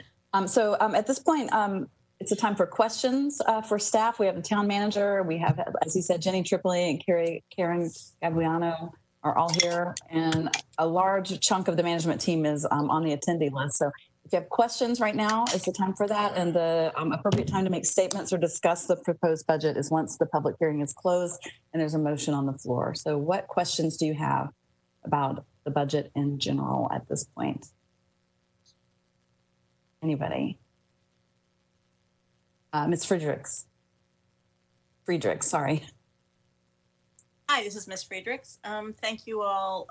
Thank you, Bill, for your discussion. It's sobering, but I'm convinced that you have things well in hand. On slide 15, I wasn't sure I understood the debt service on that slide. Are you saying we're not going to pay some of the debt service? Because then later it didn't sound like that's what you wanted. Can you look back on that and tell me? I'm going to ask Jenny Tripoli to join in on this question. Jenny? We are not sequestering any of the debt service because it's not discretionary. It's absolutely mandatory. Okay. So, yeah, that's why there's a zero. There should be a zero in that sequester column. And 100% of the 1.7 odd million in debt service should be appropriated and authorized. Okay. And Jenny, have you gotten any preliminary data that you think you could reasonably share with us at this time? Oh, go ahead. and revenues? So this is Jenny Tripoli, Director of Finance. We are still crunching the numbers from the May 20th deadline for meals taxes and transient occupancy taxes. So obviously we're seeing an impact, kind of as we figured we would, but we don't have everything processed just yet. And we know that there are still a few more stragglers to come in. So I would feel more comfortable providing an update either later this week or early next week, just to give you a better sense. That seems reasonable. Thank you. You're welcome. I know we've gotten federal CARES money, but I have not seen any budgeting for that. So I know it's outside of our real budget, right? We're not. Town manager. Bill Ashton, Town Manager. We will be back next month to start discussing CARES Act authorizations. We do have a list of things already, and we're developing it right now. And you will see something that will come before you in June. Okay, because it seems like you're already spending it. Is that right? Or are you planning to spend it? We're spending it, but we're also logging it as well. So we will reimburse. And then the benchmarks, have you created those benchmarks yet, or are you going to create them as time goes by? This is Bill Ashton, Town Manager again. No, this is an exercise that we'll engage in. Once we have an adopted budget before us and we get those base numbers in front of us, we will start doing some analysis on the pace in which this revenue materializes historically. We'll set a number based on that against what the overall budget should be cumulatively at the end of the year. But I see us working on that in June as we move closer to the fiscal year. But starting July 1, those benchmarks will be in place. Okay, thank you very much. Those are my questions. Yes. If I may, this is Lisa Merkel. Since Ms. Friedrichs brought up the CARES Act, I wanted to ask the question. I believe we got about $4.5 million allocated from the county for that. And can that money be used to replace lost revenues, or is it only for new COVID-related expenses that we incur? Madam Mayor, this is Bill Ashton, Town Manager, and I'm watching my a blood vessel break in my Director of Finance's head right now. No, it may not. It may not be used for anything that even indirectly replaces revenue. So we have to spend it in a way to where there's a series of things where it's authorized, and then there's a series of things where they are explicitly not authorized. That's on the explicitly not authorized list. I thought that was the case. I just wanted to clarify. Thank you. Other questions for Mr. Ashton or any other staff? Ms. Baker. Yes, Councilmember Baker. Mr. Ashton, thank you for explaining the authorization and appropriation. That was helpful. So regarding the sequester, the $5.5 million that we're sequestering, can you talk to us about, so what are the exact steps to get that money released? Because here's where I'm coming from with this. In March, we really started like this process where we're in continuity of operation since March. So we really haven't dug into some of the details and some of the things that are in that the sequester bucket that we would have kind of hash through a little bit as a body. And I'm just wondering, so I'm comfortable with the fact and the hard choices that you've made, and with the direction of lots of staff and folks, I'm very comfortable with the decision. My question is, if and when we get to the point where we can release any of that 5.5 million, what is the process? How does that come before council, and what's the process? Right. So initially, this is Bill Ashton, Town Manager again. Initially, I would be looking at your guidance as to what you prioritize. I would certainly seek the guidance of the directors and make sure you had that advice in front of you as you were looking at just determining what order things should start loosening up should the revenues materialize. But once I have that guidance, then one of the elements, and I talked about this in earlier meetings, one of the things that you're going to hear a lot from me next fiscal year is financial reporting on where we are relative to benchmarking. So you're going to hear that all the time. So if we are performing above the benchmarks, we could look at releasing those things in a prioritized order, wholly or incrementally. We can have that discussion as well if it makes sense to release. Let's say we're sequestering 5 police cars, and I'm waiting for my phone to blow up from Maggie. Yes, Maggie, we are sequestering police cars. Let's say we're doing that, and we get a little bit of leeway, and we want to release 1 police car. We have that flexibility, but how we would need to do that is we'd put a resolution as a general item on your agenda to authorize the town manager to spend $56,000 to purchase and outfit a police car. And then that would go to your next public hearing. And it wouldn't be a public hearing. It'd be a general item that you could adopt or say, no, Mr. Manager, we want you to pocket that $56,000 and hold on to it because we don't know what next month is going to do. So that's how I envision the process. If you all have ideas of things you want to release sooner, then we have to have the conversation about, are the revenues there to support it? And we can certainly have those conversations at any time.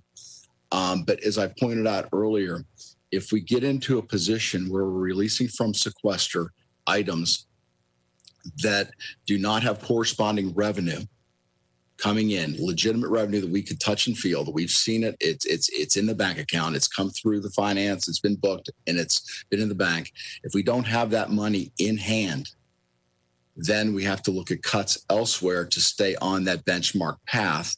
Or we start separating, we have to keep raising our benchmarks higher and higher and higher. We're going to have a catastrophic problem. That's why this whole plan is predicated on strong fiscal management, literally every day in Jenny's office, at least monthly in front of you, where I will report these things to you, or Jenny will report these things to you. And we can make those decisions as we move. But I think it's a prioritization process that would occur after this budget is adopted, that we could then pull those things up. I would get some input from department heads, and then I get that input to you, and then we'd have a discussion about prioritization. Okay. So just to play that back, or what I'm hearing, a potential way that could happen. So let's say we're into the new fiscal year. So we're in anytime after July 1. So let's say September, October, whatever.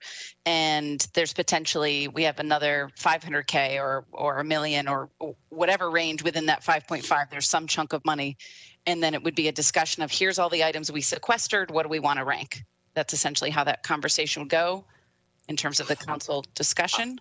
I would look at having the ranking system done earlier than that, so I can have my mind's eye. If there's, like I said, if it's police cars, let's say, and the fleet that Maggie's asked for is $200,000, and we want to release 1 car because we've done well in June or July, we've done well in August, we have a little bit of leeway there, and we don't want to bank that leeway moving forward. We can then talk about releasing that incrementally at that time. But I would look at the prioritization. I'd really like to have that with you all maybe no later than the first work session in July.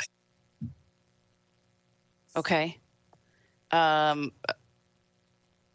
Okay. So obviously getting through tonight with assuming that as a body we agree to the sequester amount, and then potentially in July having a sense of what the rank would be, just to help you and the Director of Finance have a better sense of what we could do, and the other departments, of course, that are affected by this sequester. Yes, your leadership in developing that prioritization will be of great help to us as we try to manage our way through this. Yes. Okay, that's it for me. Thank you. Okay, thank you. Who else has questions for staff? Anyone? Mr. Dalagula. Thank you, Madam Mayor. It's Councilmember Dalagula. Mr. Town Manager and your staff, thank you for that. I'm sure that was not pleasant putting together this year. Bill, you know I like to think out of the box. So let me ask you this. I'm certainly sensitive to the time constraints and what we are obligated to do. And for the town attorney, I'm not saying we violate any rules here or any laws. I'm asking, would giving you more time to collect the data give you a better sense on what those sequester amounts should be or the different sort of buckets should be. And I'm just saying that maybe push this out to give you time to look at all that data that's coming in.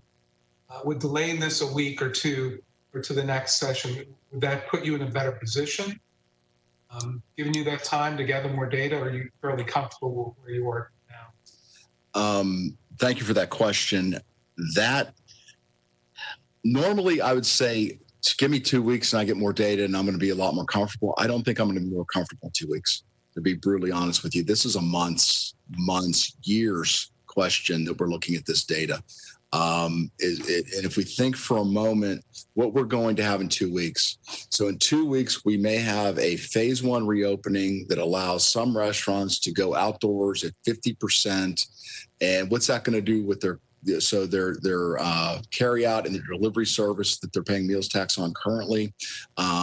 Obviously, the meals tax will go up a little bit, but maybe not correspondingly, because the people that are probably going to call and take out or whatever are just going to stay and eat. So we don't know what that's going to look like, but we won't even have that data in 2 weeks. That's still, we're not going to see some of that data until the end of June. When we get a picture of what phase 1 looks like. Then when they move to phase 2, where they go 50% indoors, I just don't know when that's going to happen. I don't know what that's going to look like. And I'm going to need a couple months of that data set. And again, this is kind of almost like a revolving rolling average that we're doing, where 2 weeks isn't going to buy me a whole lot for the data to better predict. 2 months gives me a little bit more. And obviously 6 months as we move into the year, we're going to have a lot more and be able to readjust. And that's why we're trying to create the flexibility to flip the coin one way if we do better, flip the coin the other way if we do worse. And we're just trying to play it down the middle on looking at this from a prioritization standpoint. As we prioritize, I mean, I get the total sequester of the 11.5 mil, was it, right? Yeah, something like that for the all funds. Yes. Correct. Yep. So being that we got to be wise in terms of only spending what we've got, help me understand why we're sequestering the amounts in the CIP or the enterprise fund. Mm-hmm. In that sense. So help me understand that. Well, the biggest enterprise fund right now is where we're doing some sequestration is the water and sewer fund. That's the one where we're doing it. And again, that's all capital. Those are capital projects that actually can delay. So the net effect on the fund is not dramatic, but it allows us to then react to things like if people, right now under the governor's orders, we can't turn off people's water for non-payment of their water bills. Mm-hmm. So our ability to get the water bills paid and the tools in our toolbox to make sure that happens are quite limited. So what this allows us to do as we move further in, we don't know how long that's going to last. It gives us a little bit more flexibility with if we're not seeing water revenues materialize. Certainly availability fees I can't say certainly. Availability fees may take a hit if we don't have developments that are happening, that are scheduled to happen. We won't have the availability fees coming in. So the sequestration allows us some flexibility to deal with what happens there. Now, if we're getting everybody paying their bills, we're looking really good in 3 months, I might come back to you and say, you know what, let's take some of those sequestered capital items on water and sewer and let's start working on them because we have the money in that fund to do that as a separate and distinct fund from the rest of the town's budget. Well, I can tell you, the reason I'm asking is I don't think, my sense is it's not enough when we're talking about the sequestration of these funds. Mm-hmm. Right? Because the first thing people do is they pay their mortgage, right? Yep. They pay their taxes, utilities and credit cards, all that other stuff tends to not get paid. Mm-hmm. So I'll ask the question again. I asked this in a work session. Are you comfortable with these numbers as they are? Should we be looking at increasing these? I mean, we started out with the pie, right? Yep. And we said, okay, we know that pie is going to shrink, but by how much these other items are going to shrink? Did we really cut that pie down enough so we're addressing the actual This is Lisa. Are you asking, should we sequester even more items? Well, yeah. Okay, I just want to make sure I understand what you're asking. That was, Madam Mayor, that was my takeaway. Okay. And to answer that question, you asked me what my comfort level was in all the areas. I'm probably obviously I'm the most comfortable in the cemetery fund. That's doing okay. But as far as sequestration goes, water and sewer, I'm fairly comfortable with. And we have there's a lot of underlying things that make me feel a little bit more comfortable with that. To include the amount of capital reserve we have to have by policy in the fund that helps insulate us against short-term dips and things like that. Our ability to eventually we're going to be able to enforce the turning off of water for non-payment. So there are things that we could do to then take our commodity usage and drive it down. So I'm okay with our ability to manage with that sequestered area the most. General fund, that's one where intuitively we probably need to go more, but the only place to go more is where the 75% is right now. And it goes back to the not wanting to be decisively engaged at this point until we had more data to really instruct us that we need to become more decisively engaged. So again, the whole management element of this is 5.5 to me, to our team, is a starting point. That's just where we're starting. We will manage. If we have to reduce more, we will manage to reduce more. We will fiscally protect this town. And that's the element of we've got to watch it very closely and we've got to manage to it. And that's why that sequestered prioritization is so important and I've instructed staff, if anything gets off that list that's unauthorized, that in addition to creating a legal problem for you all, or a legal problem for us, it also creates a large hole for us that we have to find a way to fill. And if the revenues aren't there, that leaves us only one more place truly to go to start looking at that. So to your question, I'm more comfortable with the water and sewer sequestration position.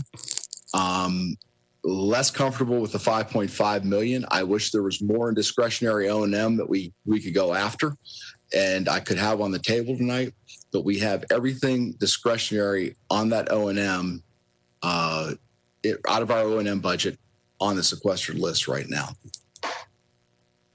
And for what it's worth, thanks for that clarification. For what it's worth, having been in a situation where, people are making decisions and being part of making decisions to meet payroll, if you get to that point, I just recommend that you do it all at once. Nothing is worse to morale than that slow sort of, trickle. If you're going to cut those. So thanks for that response, and I'm done with my questions. Thank you. Okay, thank you. Ms. Tripoli, I think I saw you. Did you have something you wanted to add? I did. Thank you, Mayor. Thank you. This is Jenny Tripoli, Director of Finance. One other point about the water and sewer fund is we did pull back on rate increases as of July 1st to restudy the model, which of course makes a whole lot of sense now in, with this new economic reality. So that's something that we do intend to do after July 1st, re-engage and look at that model again. And should it produce a potential rate increase, we would come back to you with that for consideration. Thank you. Other questions for staff? Or this is the time for questions. Anyone? Mr. McKenna.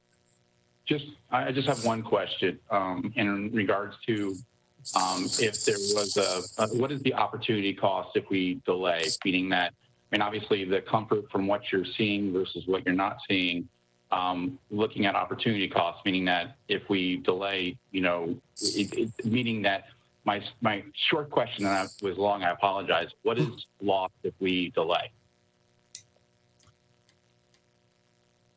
If I can get a clarification on delay, what?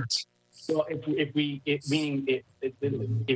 waiting for data, like if some, in regards to comfort or data, like when you said, and when you asked the question or said that if it doesn't matter if it's 6 months and 2 months, what kind of things are we looking at? Because obviously with the July deadline, we have to worry about bond ratings and things of that nature. It's an opportunity cost. What's the opportunity cost loss?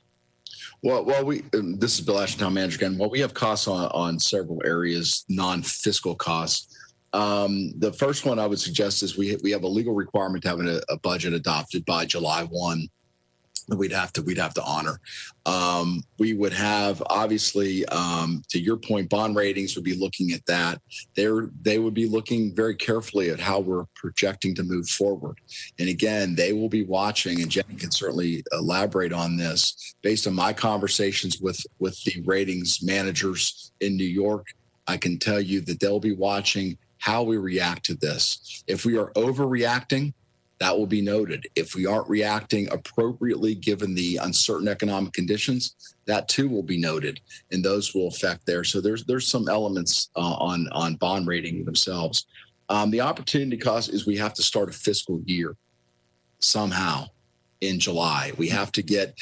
Jenny has to get a tax rate through the county to get loaded in their systems, which took 5 weeks last year for some technological snafu reason. It took a little bit longer than normal. And bearing in mind, you just heard an IT person say technological snafu, so that should be funny to anybody that knows IT. But there was some issue associated with technology that kept it. So we have to get that element moving. So there's some internal staff logistical things that need to occur. Plus, we need to start working on these revenue benchmarks and building them and refining them and testing them and being critical of them and picking at them.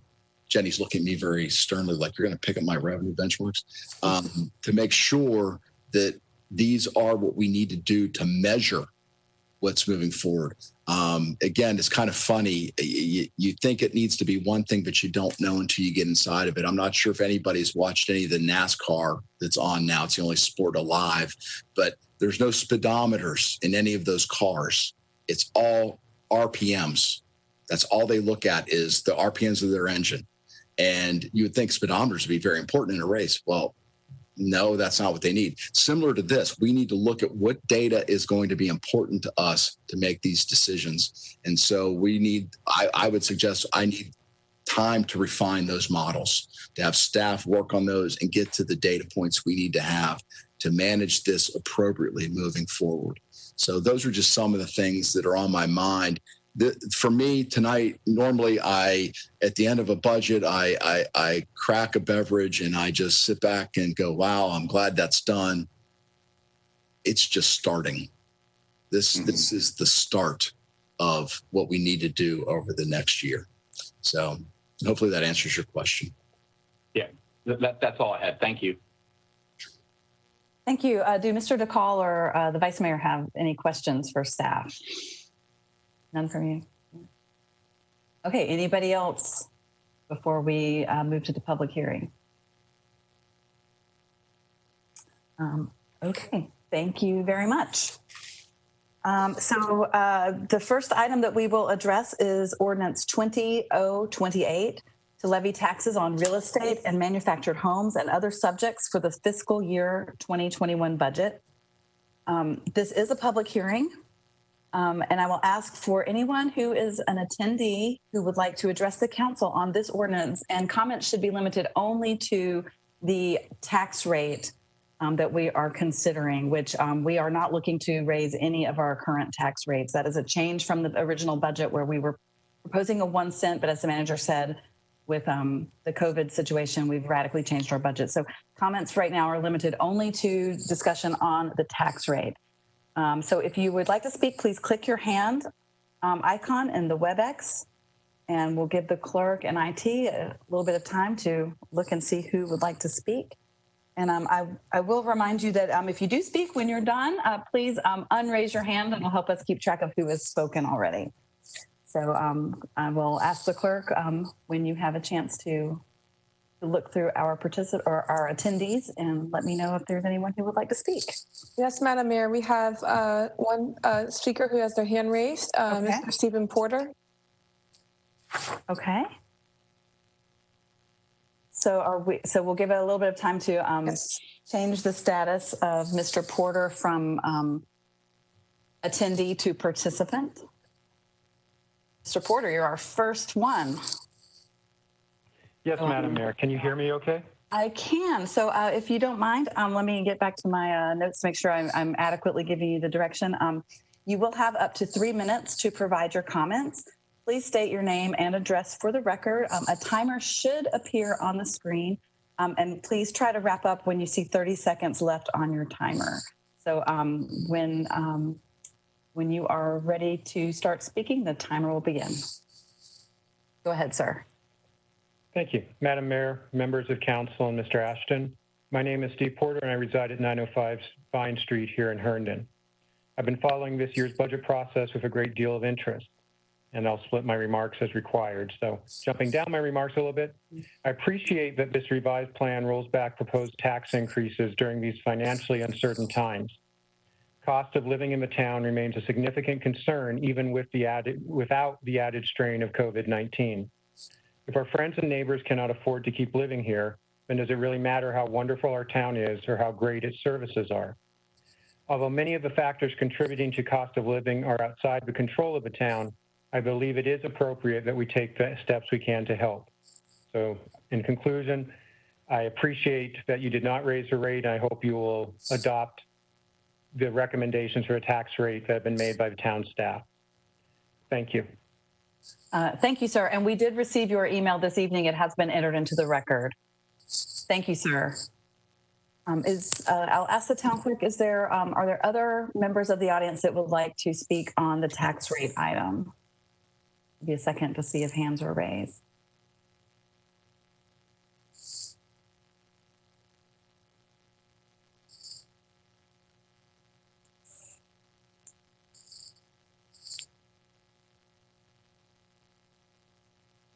Madam Mayor, I do not see anybody else with their hand raised. Okay. Thank you very much.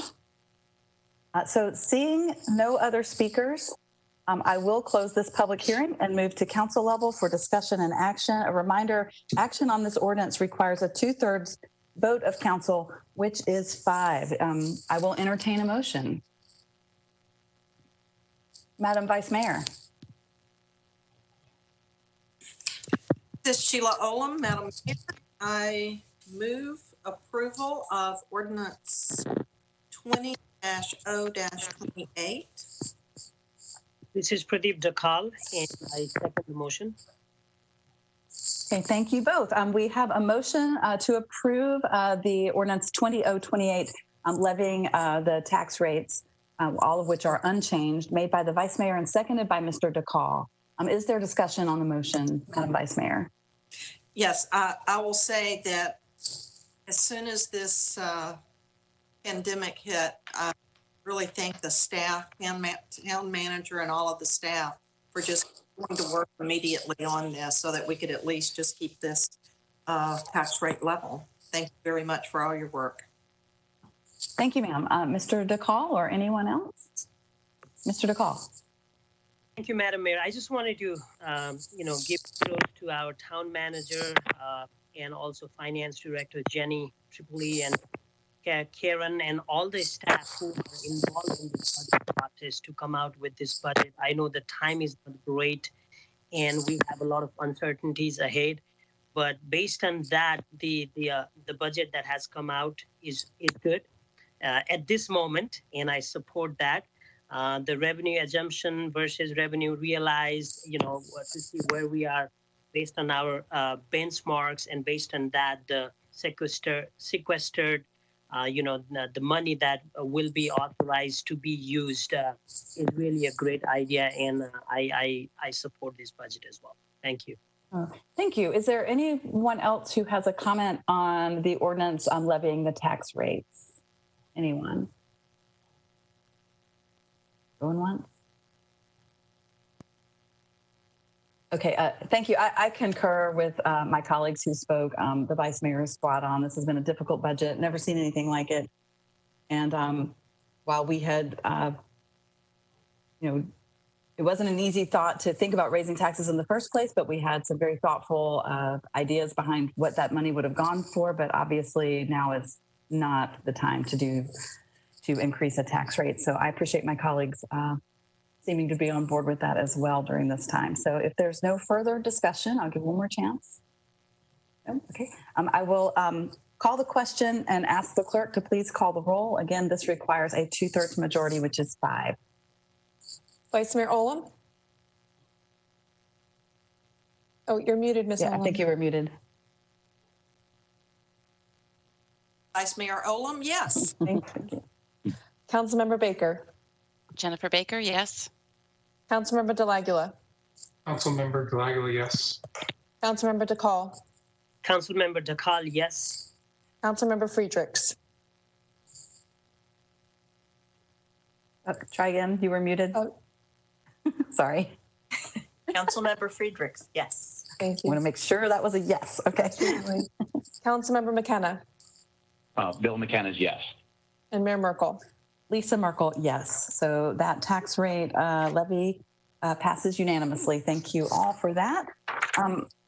Our next 2 items are Resolution 20-G-16 to adopt a fiscal planning resolution for the fiscal year, and Ordinance 20-O-29 to appropriate funds and implement the fiscal year 2021 budget, establishing the pay plan, and reserving ongoing and capital funding for this fiscal year. We will have concurrent public hearings on these 2 items because they are so closely related. And I will go ahead and ask those once again, if you're here to address the council on any other aspect of the budget other than the tax rate that was just passed, click your hand icon once again. And I'm trying to drag it out so everybody has time to do what they need to do. And I will ask the clerk to take a look and see if there is anyone who's joined the WebEx that would like to make comment on any remaining budget item. Yes, Madam Mayor, Mr. Stephen Porter has his hand raised again for this item.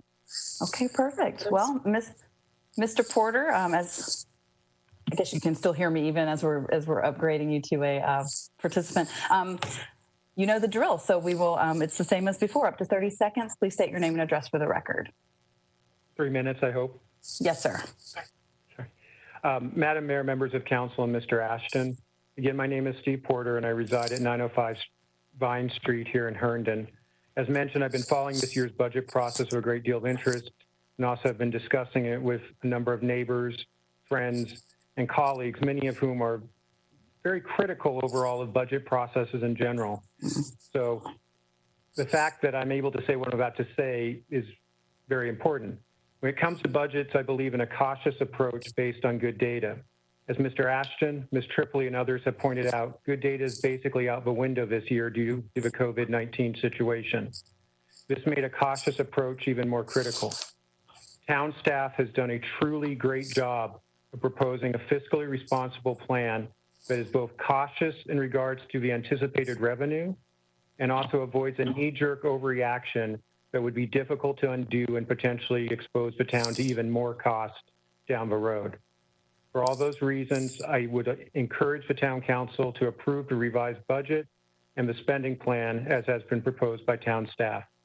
A copy of these remarks have been emailed to the town clerk for the record. And again, I thank you. Thank you, sir. We appreciate you being here this evening. Is there, Madam Town Clerk, is there anyone else who has their hand raised and would like to speak? And this, again, to the audience, this is on any item related to the budget. Just going to take a look through the list again. Certainly. We are taking comment on all items concurrently, and then we will take separate action on the 2, the resolution and ordinance that follow.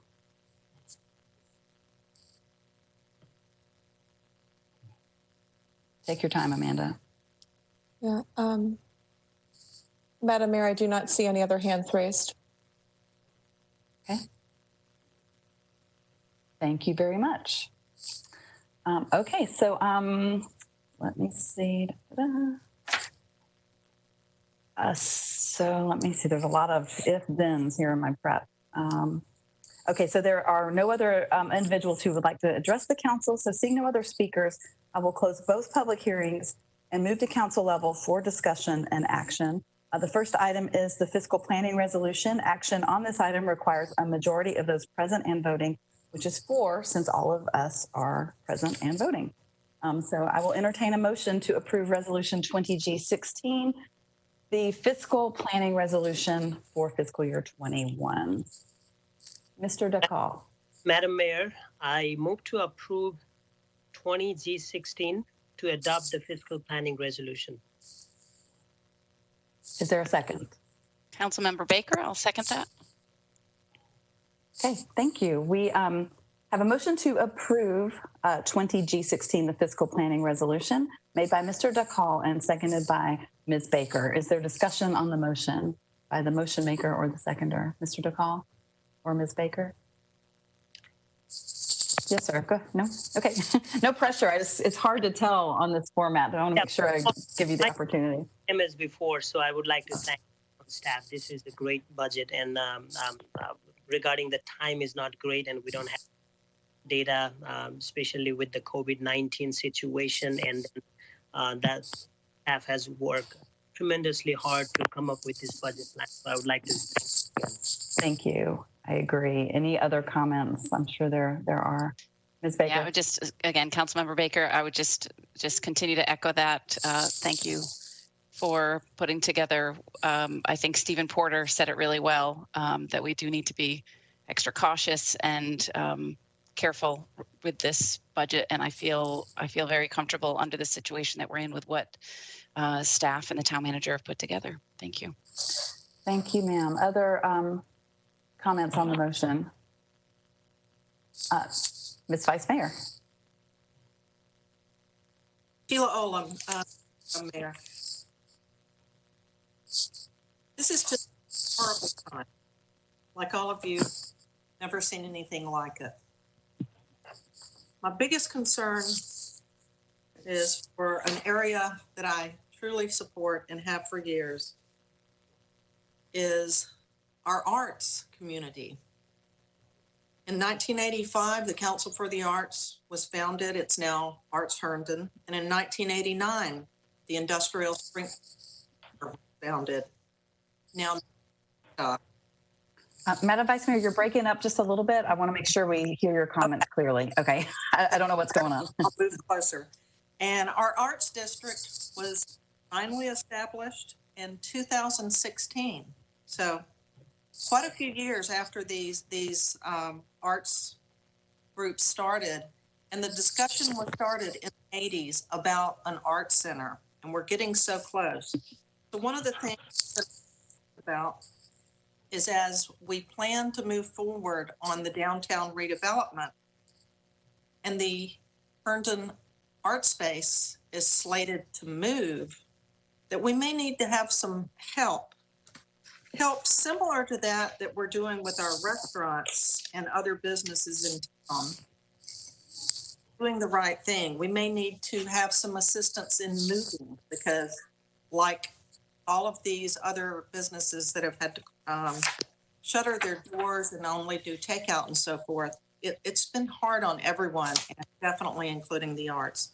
I will support this, but I hope that we can work closely with these groups. And I know, and the band, I feel really good about the band. They were part of our grant situation, but they started a new program last year that so far has raised $32,000. We have a couple of people in town that are very supportive of the Herndon High Band, and they've started this great program called Blow Your Own Horn so that the people providing funds get their name on something so these kids know who's funding. So let's keep them in mind, but I'm going to do this.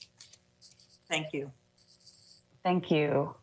Other comments on the fiscal planning resolution? Ms. Friedrichs. I share all of my colleagues, gratitude toward our staff who are outstanding and creative and have come up with an interesting way of solving our concerns. I also want to say that everybody knows this, but the budget is the most important thing that we do as a body, and it concerns all of us because it's foundation of everything that we think is important in the town, the sense of community, the flourishing businesses, the solid infrastructure, the cleanliness and health of our citizens. So our citizens of our community, sorry. Well, that was very dignified. Anyway, so it's hard right now to know that we're creating a budget out of it's not out of thin air, but it's out of very shaky, data, as Mr. Porter put it. And I'm very proud of what we're coming up with. I hope we can continue to support the things that matter to all of us, including the cleanliness of our citizens. And the arts is very important too, because that's kind of the centerpiece of what we're trying to create in our community with our new downtown redevelopment. So obviously, I support this. I think the staff has done a great job, and I support Sheila's the Vice Mayor's comments. Thank you. Thank you. Other comments on this this motion? Anyone? Mr. Dahlia. Thank you, Madam Mayor. This is Councilmember Delaga.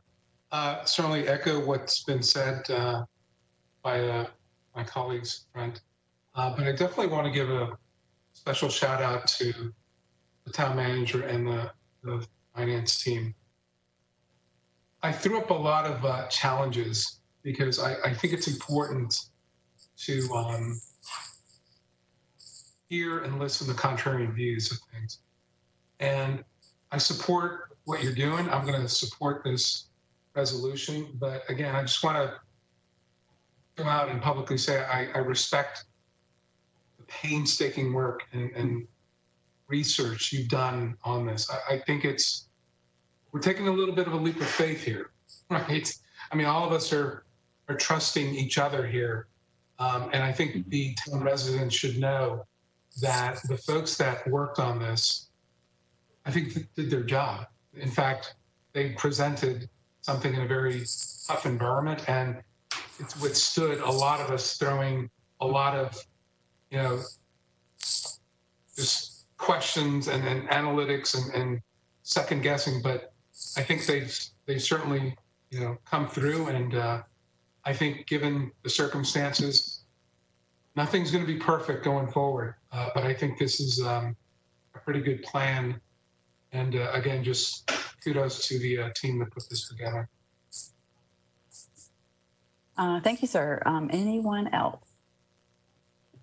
No? Okay. I concur with my colleagues' comments. I mean, I have to say this, when you've sent your budget that you've worked on for 6 months to the printer, and 3 days before that, everything in the world and your revenues has changed, it's a pretty scary time. I mean, I'm not going to lie. I've talked to the town manager more probably since COVID-19 broke than in the previous year and a half total. He's losing sleep over this, as are a lot of the staff, and this has not been easy. I've printed out the bridge document with the sequestered items. This is painful, y'all. I mean, there is nothing on this list that we don't want to cut a check for come July 1st. A lot of things about, arts and entertainment and what it's like to live here and the great services and amenities that we provide. But I do appreciate so much that our team was able to put this into a document where we are appropriating the funds. We're still saying, and I want to make sure anybody who's, from Chief and her police cars to our nonprofits that I know we all support dearly and have for years, we still, when we can, we are going to fund these items. These are all the things that make it worth living in Herndon.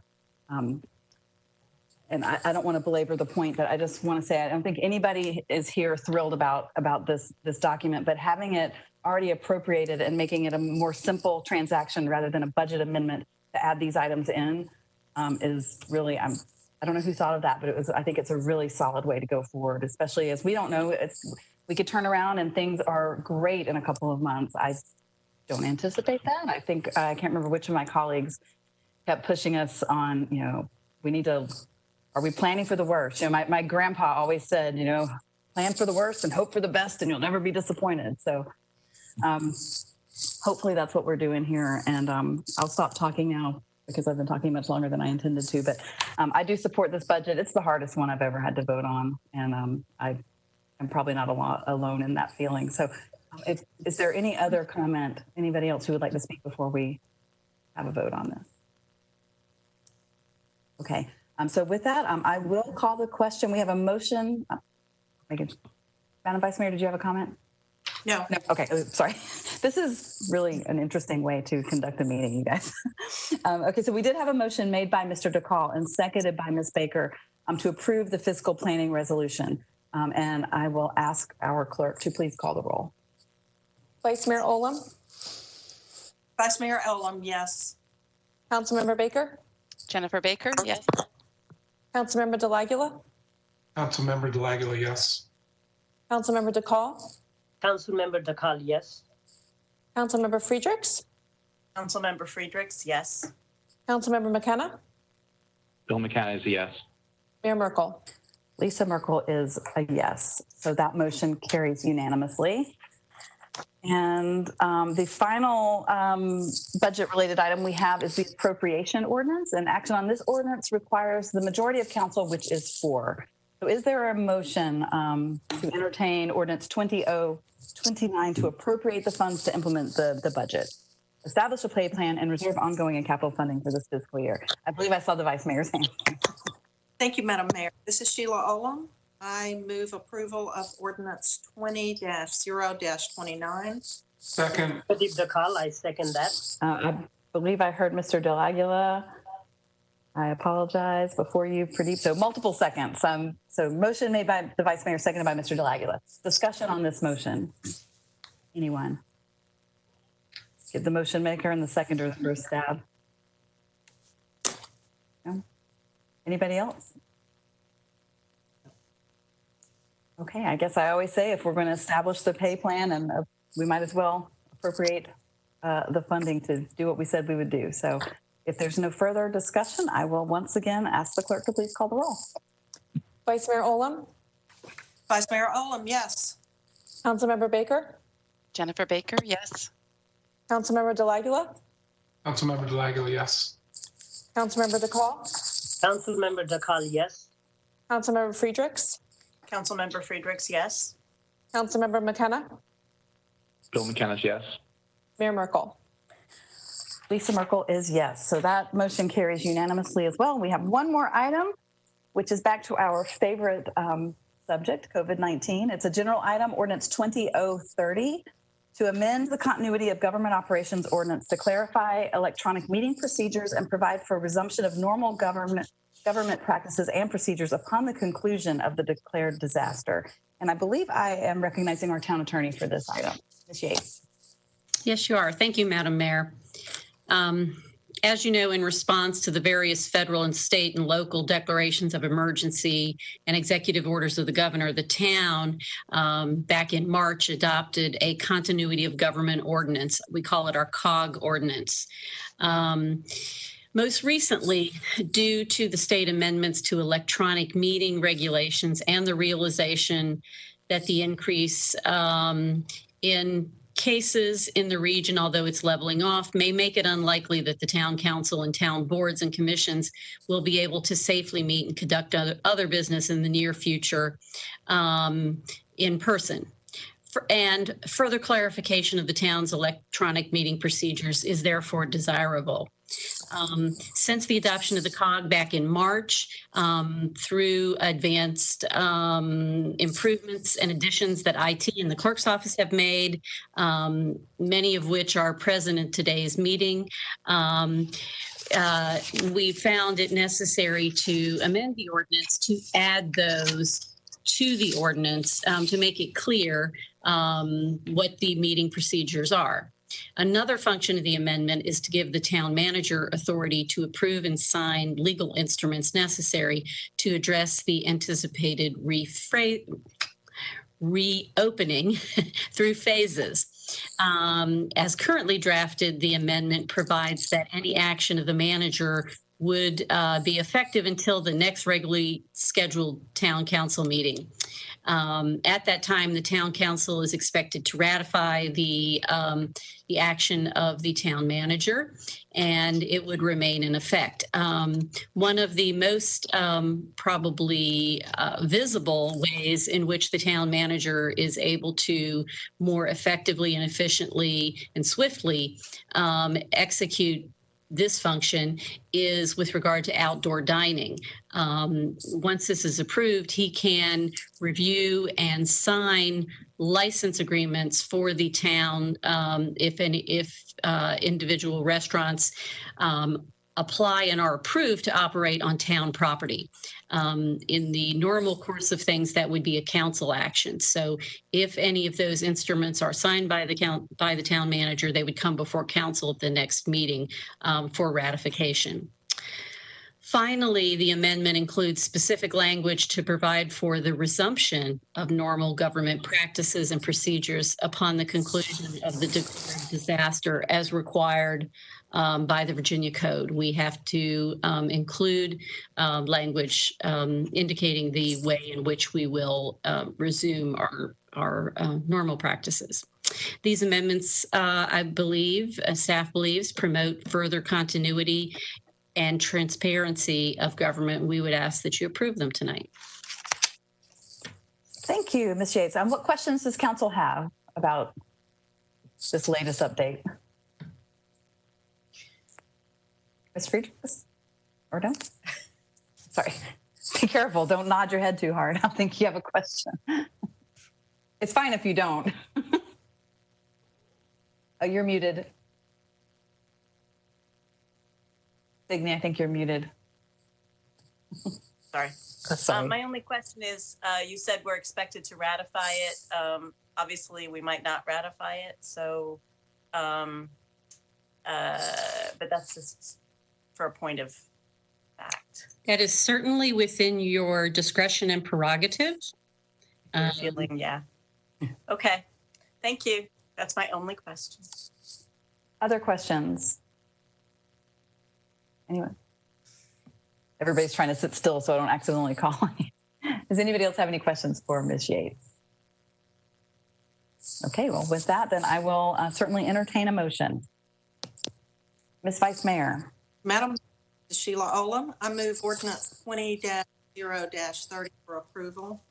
This is Pradeep Dakal, and I second that. Okay, perfect. We have a motion to approve made by the Vice Mayor, seconded by Mr. Dakal. Is there discussion on the motion? Yes, it's always good for us to do these things as the state Commonwealth tells us that we need to do these so that we're practicing our meetings appropriately. Thank you. Further comments? Anyone? Mr. Dakal. Mayor, I think this is a good ordinance as well because this will help make our process more efficient because most of the decisions made by the town manager here are the administrative one, and making this approving this ordinance today will make the process easier because many of these approval process and reopening through phases will make it more efficient if we allow our town manager to have that authority to make decisions. So I support this. Thank you. Any other comments on this update? Anybody? Okay, thank you. I concur with my colleagues. I want to say I think that the town has done a really good job of, I know it seems like almost every meeting we are amending this ordinance, but we're trying to make sure we are very clear and on the record about exactly how we are handling these unprecedented times so that there's no question about how we're handling this. And when we start to unwind, and I know everybody's anxious to safely reopen and get somewhat back to normal, and we will continue to amend this ordinance until someday things are back to normal, or some kind of normal. So I appreciate the work that's gone into this. And even though it may seem tedious, it's really important to be accurate and on the record. So there's no further discussion. Amanda, I'll ask you once again to please call the roll. Okay. Vice Mayor Olem? Vice Mayor Olem, yes. Councilmember Baker? Councilmember Baker, yes. Councilmember Delagula? Councilmember Delagula, yes. Councilmember DeCall? Councilmember DeCall, yes. Councilmember Friedrichs? Councilmember Friedrichs, yes. Councilmember McKenna? Bill McKenna's yes. Mayor Merkel? Lisa Merkel is yes. That motion also carries unanimously, and I'm sure everyone is disappointed to hear, but that concludes our agenda this evening. Madam Mayor. Yes, ma'am. Vice Mayor Olem, seeing no other business, I move we adjourn. It's Jennifer Baker. I'll second that. All right, we have a motion to adjourn made by the Vice Mayor, seconded by Councilmember Baker. And I will ask the clerk to please call the roll. Vice Mayor Olem? Vice Mayor Olem, yes. Councilmember Baker? Jennifer Baker, yes. Councilmember Delagula? Councilmember Delagula, yes. Councilmember DeCall? Councilmember DeCall, yes. Councilmember Friedrichs? Councilmember Friedrichs, yes. Councilmember McKenna? Bill McKenna's yes. Mayor Merkel? I'm tempted to vote no because I don't have my mask, and Ms. Oldham is making us all look bad over here, but I will vote yes. A nice mask, Vice Mayor. That vote is 7-0. We stand adjourned at 9:35 p.m. with a balanced budget in hand. You're welcome, Mr. Town Manager. Nicely Sleep done. well. Good night, everybody. Thank you. Good night, everyone. Stay safe. Stay safe.